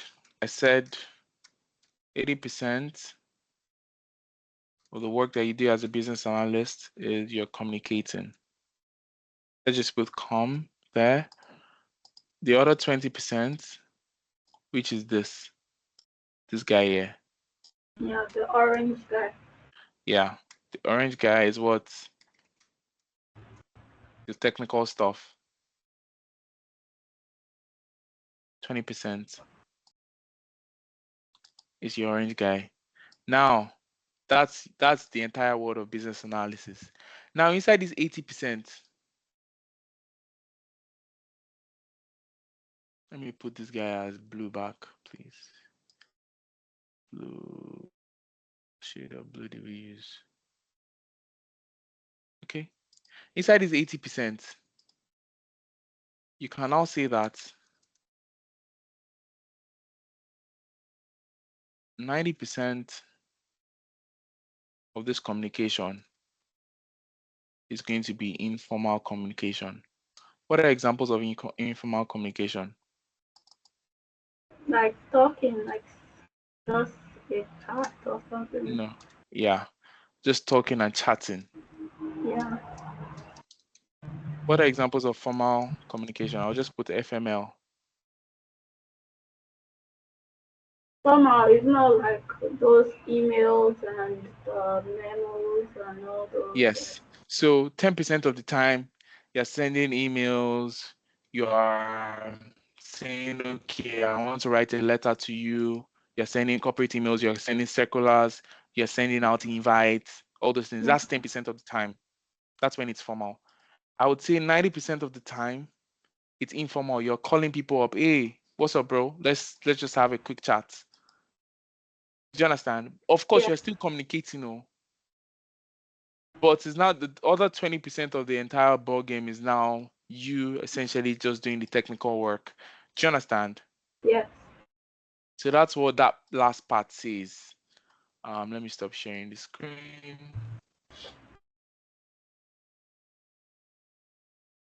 Stop sharing the screen.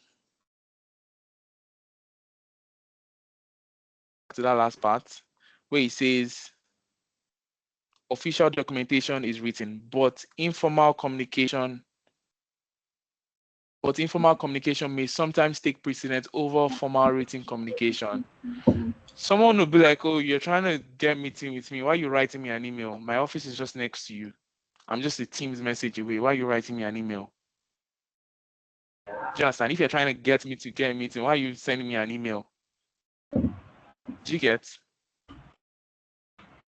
Yes. Do you understand? Okay. All right. So how should a BA handle dispersed stakeholders on a project?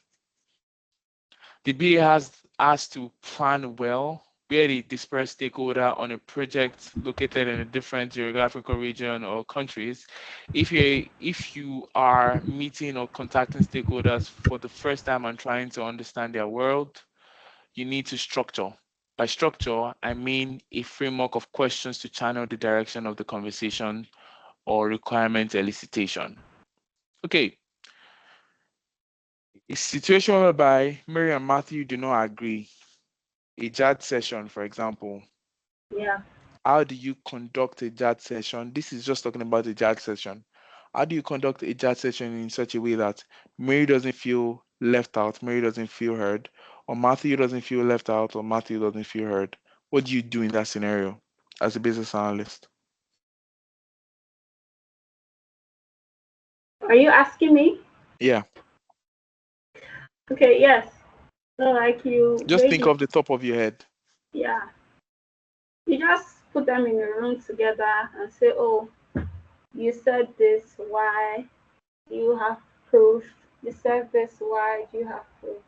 Can we all sit down here and try to find a way to move on with this thing in a way that will satisfy both of you, like something like that? Or they might not That's a necessarily. good one. That's a good one. What you are doing is you're asking them questions, correct? Yeah, yeah, But those questions needs to be structured. So you know where your questions are leading to. Okay, these questions, you're not just asking questions of, if I want to ask questions concerning to know where you are, I can start with, oh, Mary, how old are you? Oh, I'm 19. 19. Okay. All right. When last did you celebrate your birthday? Oh, I celebrated my last time was when I was 15. Okay, okay, okay. What school did you attend?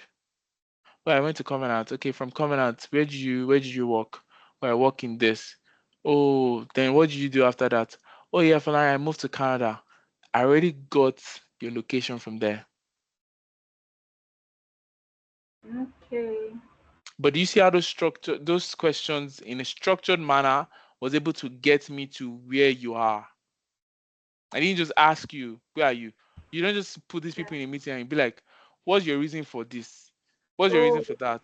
You create structures and then you walk them through their thoughts as a mediator. okay. Oh, okay. Could you tell me what are the projects that you guys think are similar to this that you guys have worked on before? And on that project, was there any point in time whereby you guys put the buy button on the left, on the right? And what was the reaction of the customers? Oh yeah, they did this, they did that, they did this. Everybody talk, everybody talk. From where you're going to because you want to have a resolution, but you're giving them questions to be able to structure their thoughts. Oh,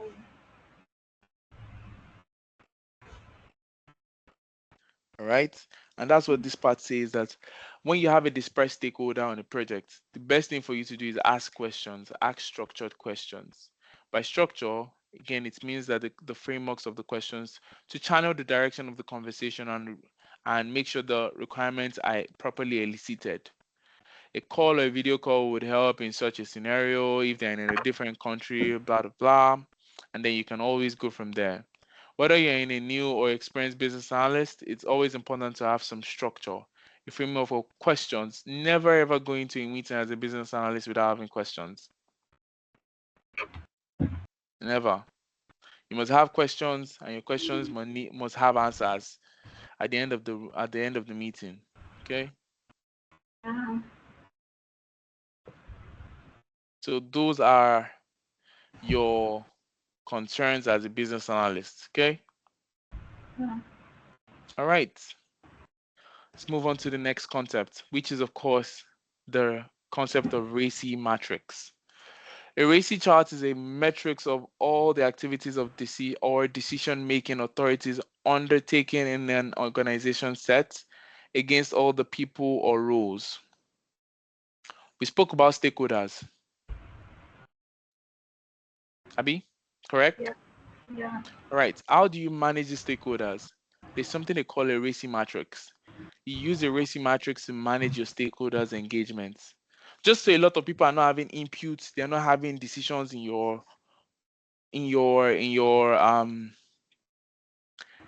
project, you need to have a RACI matrix that can show who is responsible for what, who is accountable for what, who do you communicate with, and who do you basically inform. There's some people that they don't have a decision making authority, but they feel like they need to have a decision making authority. Okay. Do you understand? And that's how you manage a People, like that's how you stakeholders. manage people. That's how you manage stakeholders. Okay, so I'll show you a RACI matrix very shortly. An example of one.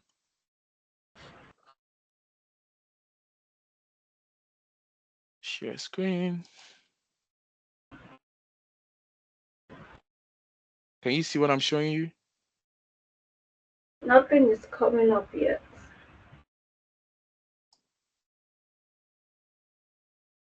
Okay. Yes. Yes. All right. This is an example of a RACI chart. What does RACI mean? It's an acronym for who is responsible, who is accountable, who is consulted, and who is informed. Okay. In a RACI matrix, it's not always like this. What I mean is not always like this. What you want to do is have the names of people on top and then their roles. It's your stakeholder management chart. Okay. It's your stakeholder management chart. So the roles, you want to put the roles on top, and you want to put their roles on top and their names, and then you want to put what they are responsible for. Okay? Can you say So that again? the roles, you want to put their roles on top, right? And what they are also responsible for. Okay. So think of your stakeholders, the development team, technology team, all those guys, right? Your Yeah. project manager, you have your strategist, you have your designer, front-end developer. So project manager, Paul, strategist, Samuel, designer, David, front-end developer, Franklin, back-end developer, Benjamin. Yeah. Now you want to create a sitemap. That's the project. The project says, okay, we want to create a sitemap. We want to design wireframes. You know what wireframes are? Yeah. Yeah. Okay, all right. You want to design wireframes. You want to create a style guide. You want to design a code template. These are technical terms. A code template that this is how the code is supposed to look like. Okay, all right. So your product manager is what? C is consulted. You have to ask him in this scenario. You have to ask him questions that what do you think we should do concerning the sitemap, how to create the sitemap. You need to ask him, you need to consult him. For the strategist, is the one creating, is the one responsible for it. What's the sitemap?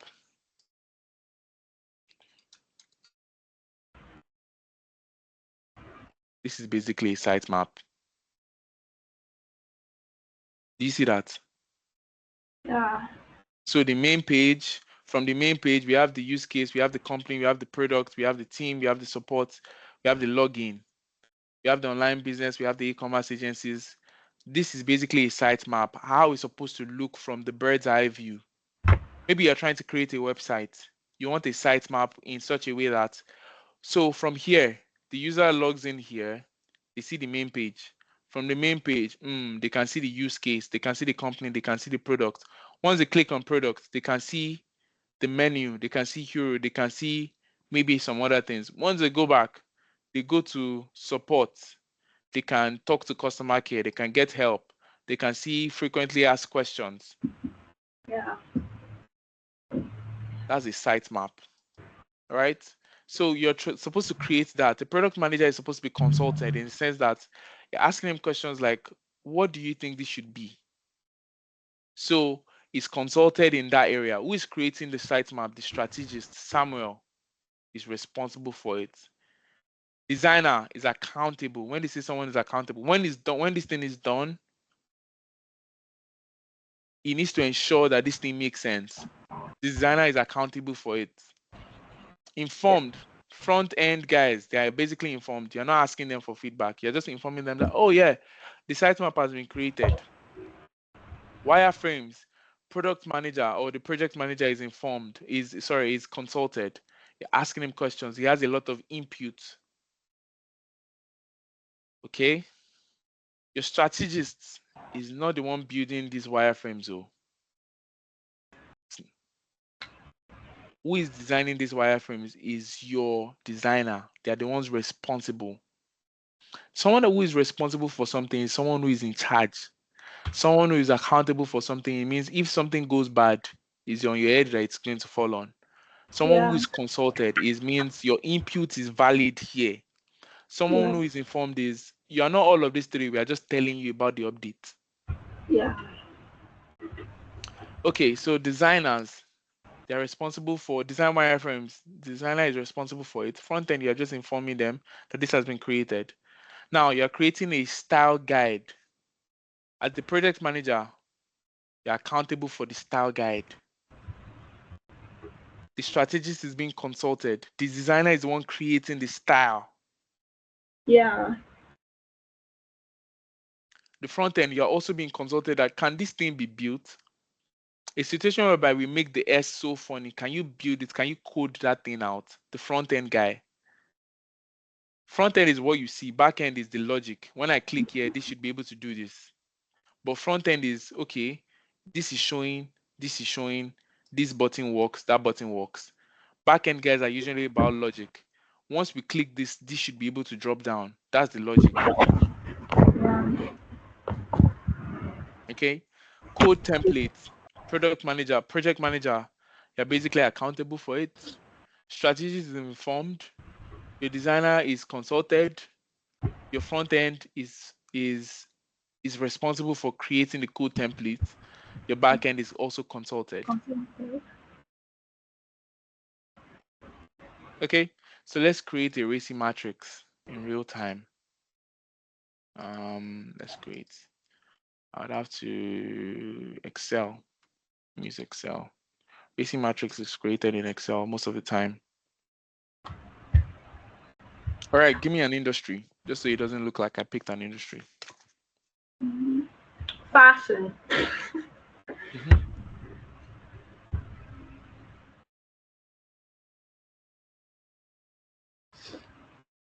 All right, what are we trying to create in the fashion industry? So, Give me different deliverables, okay. or just give me something give me something big, and then we can break it down. Okay. So like maybe a fashion company now, there's a collection of like different type of like clothes they want to bring out. Okay, so So, you put more life. Maybe what type of clothes? Is he a lingerie? Is he like a what type of oh, clothes? okay.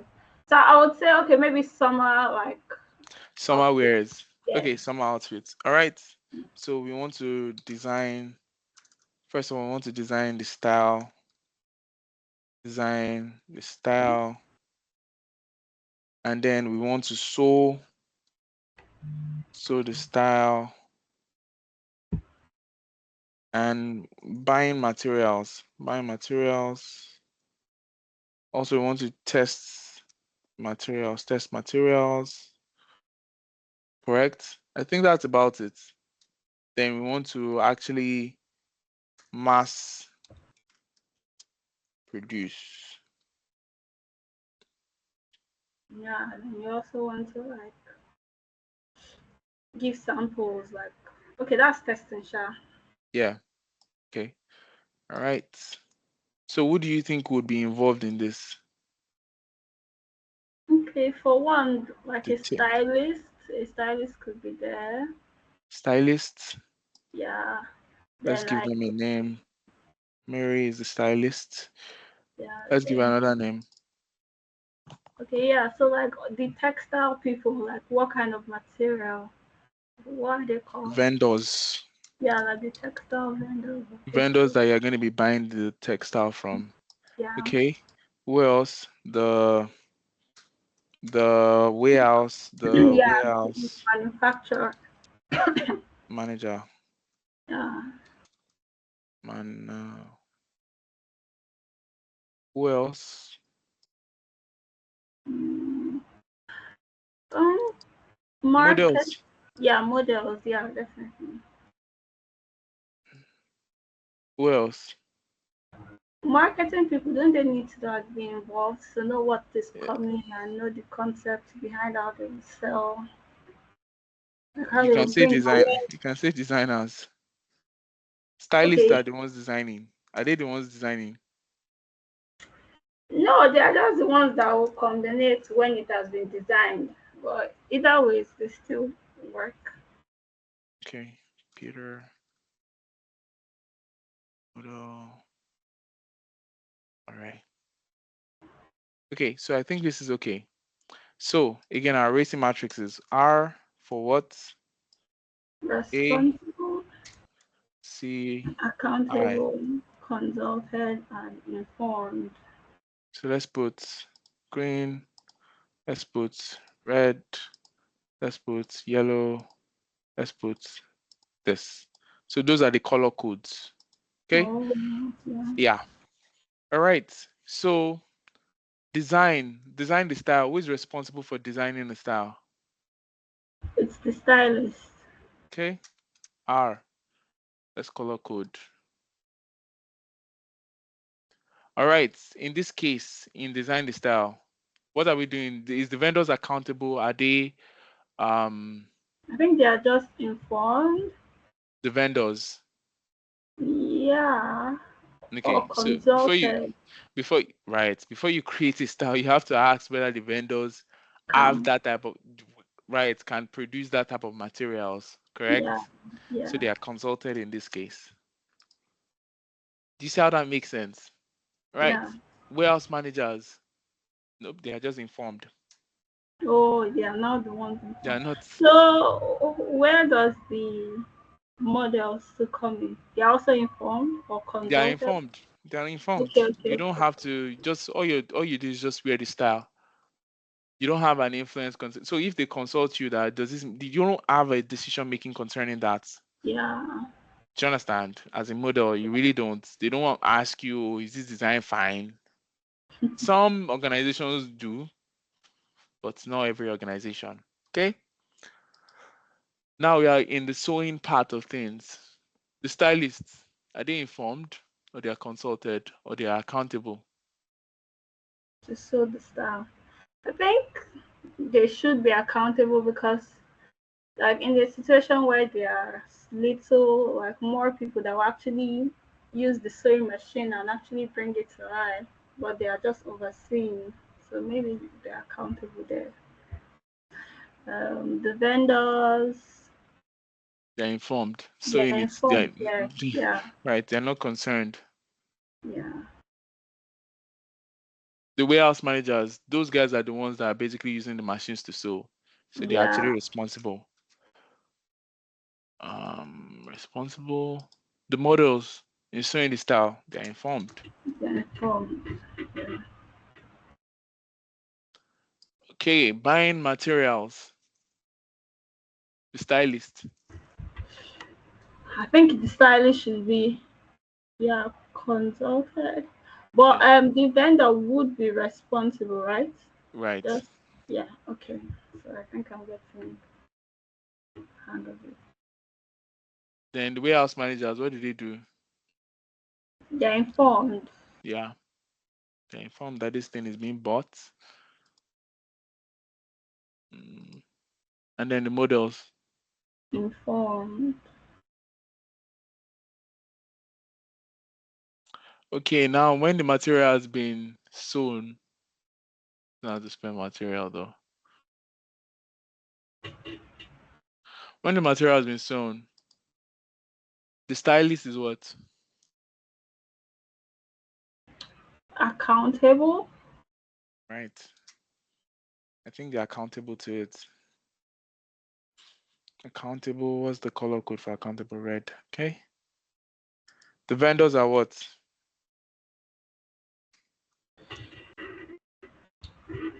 They're informed now. Consulted. They're Nope, they're informed. informed.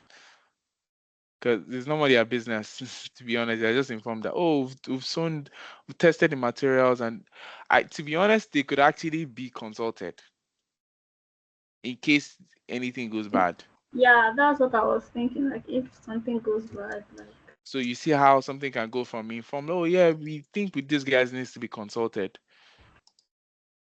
Okay, warehouse managers, they are responsible for ensuring that the testing is going on well.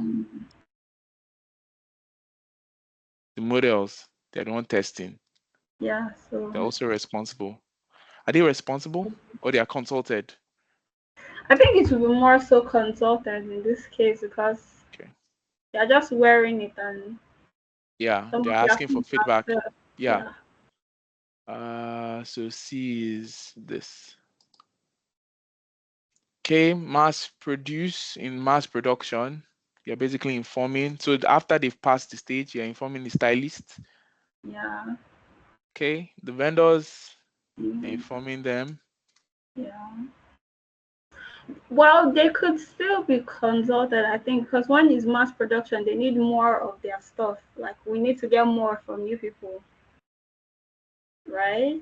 Yeah, that's also, it depends on the scenario. It depends on the True, scenario, true, true, right? true. So you understand that there are some organizations that they probably don't, but it depends. But for this sake, you're right. The warehouse managers totally responsible They for are mass responsible production. for the mass production. And then the models are informed that this is Yeah. being produced in mass. Mary, this is a RACI matrix. Mm. So once you have this RACI matrix, you are able to manage your stakeholders. All these people are your stakeholders. All these things are processes that you Yeah. go through during the life cycle of your, so think of this as technical stuff, technical jargon. So maybe developing the app, designing the app, doing this, doing that. So there are some people, you just look at all these people, like this can be 20 people. You're like, how do I even manage all these people? What do I do? And how do I even communicate with these people. So the people that are responsible, if you're on this stage, right? The guys that are responsible, you're communicating with them for them being okay, you're talking to them. Guys that are being consulted, it's just inputs, maybe 1 or 2 interviews. You've spoken to them. Guys that are informed, maybe it's a memo that you're sending to them concerning updates, updates, Yeah. updates, updates, updates, updates, updates. Yeah. Just so you don't get drowned. This is why the racing matrix is important. Yes. So when you're in the sowing stage, accountable, the people that are meeting that, guys, this project must not fail. These are the guys that you go and meet and be like, oh, this is what it is. Maybe the vendor, you're just informing him that, oh, we are at the sowing stage, we're still sowing. The responsible guys are the warehouse managers, you're talking to them every single day. Yeah. And then the models, you're just informing them that this is where we are, just so you guys are not left out of the stage of this. Do you understand? Yes. That's a racy matrix. This is what we just did. So, let me go back to this. And that's about it for today. Really? Yeah. It's been 2 hours 48 minutes of a good time. Yeah. Right. So that's about it. Do you have any questions? Do you have any suggestions, observations? Let me,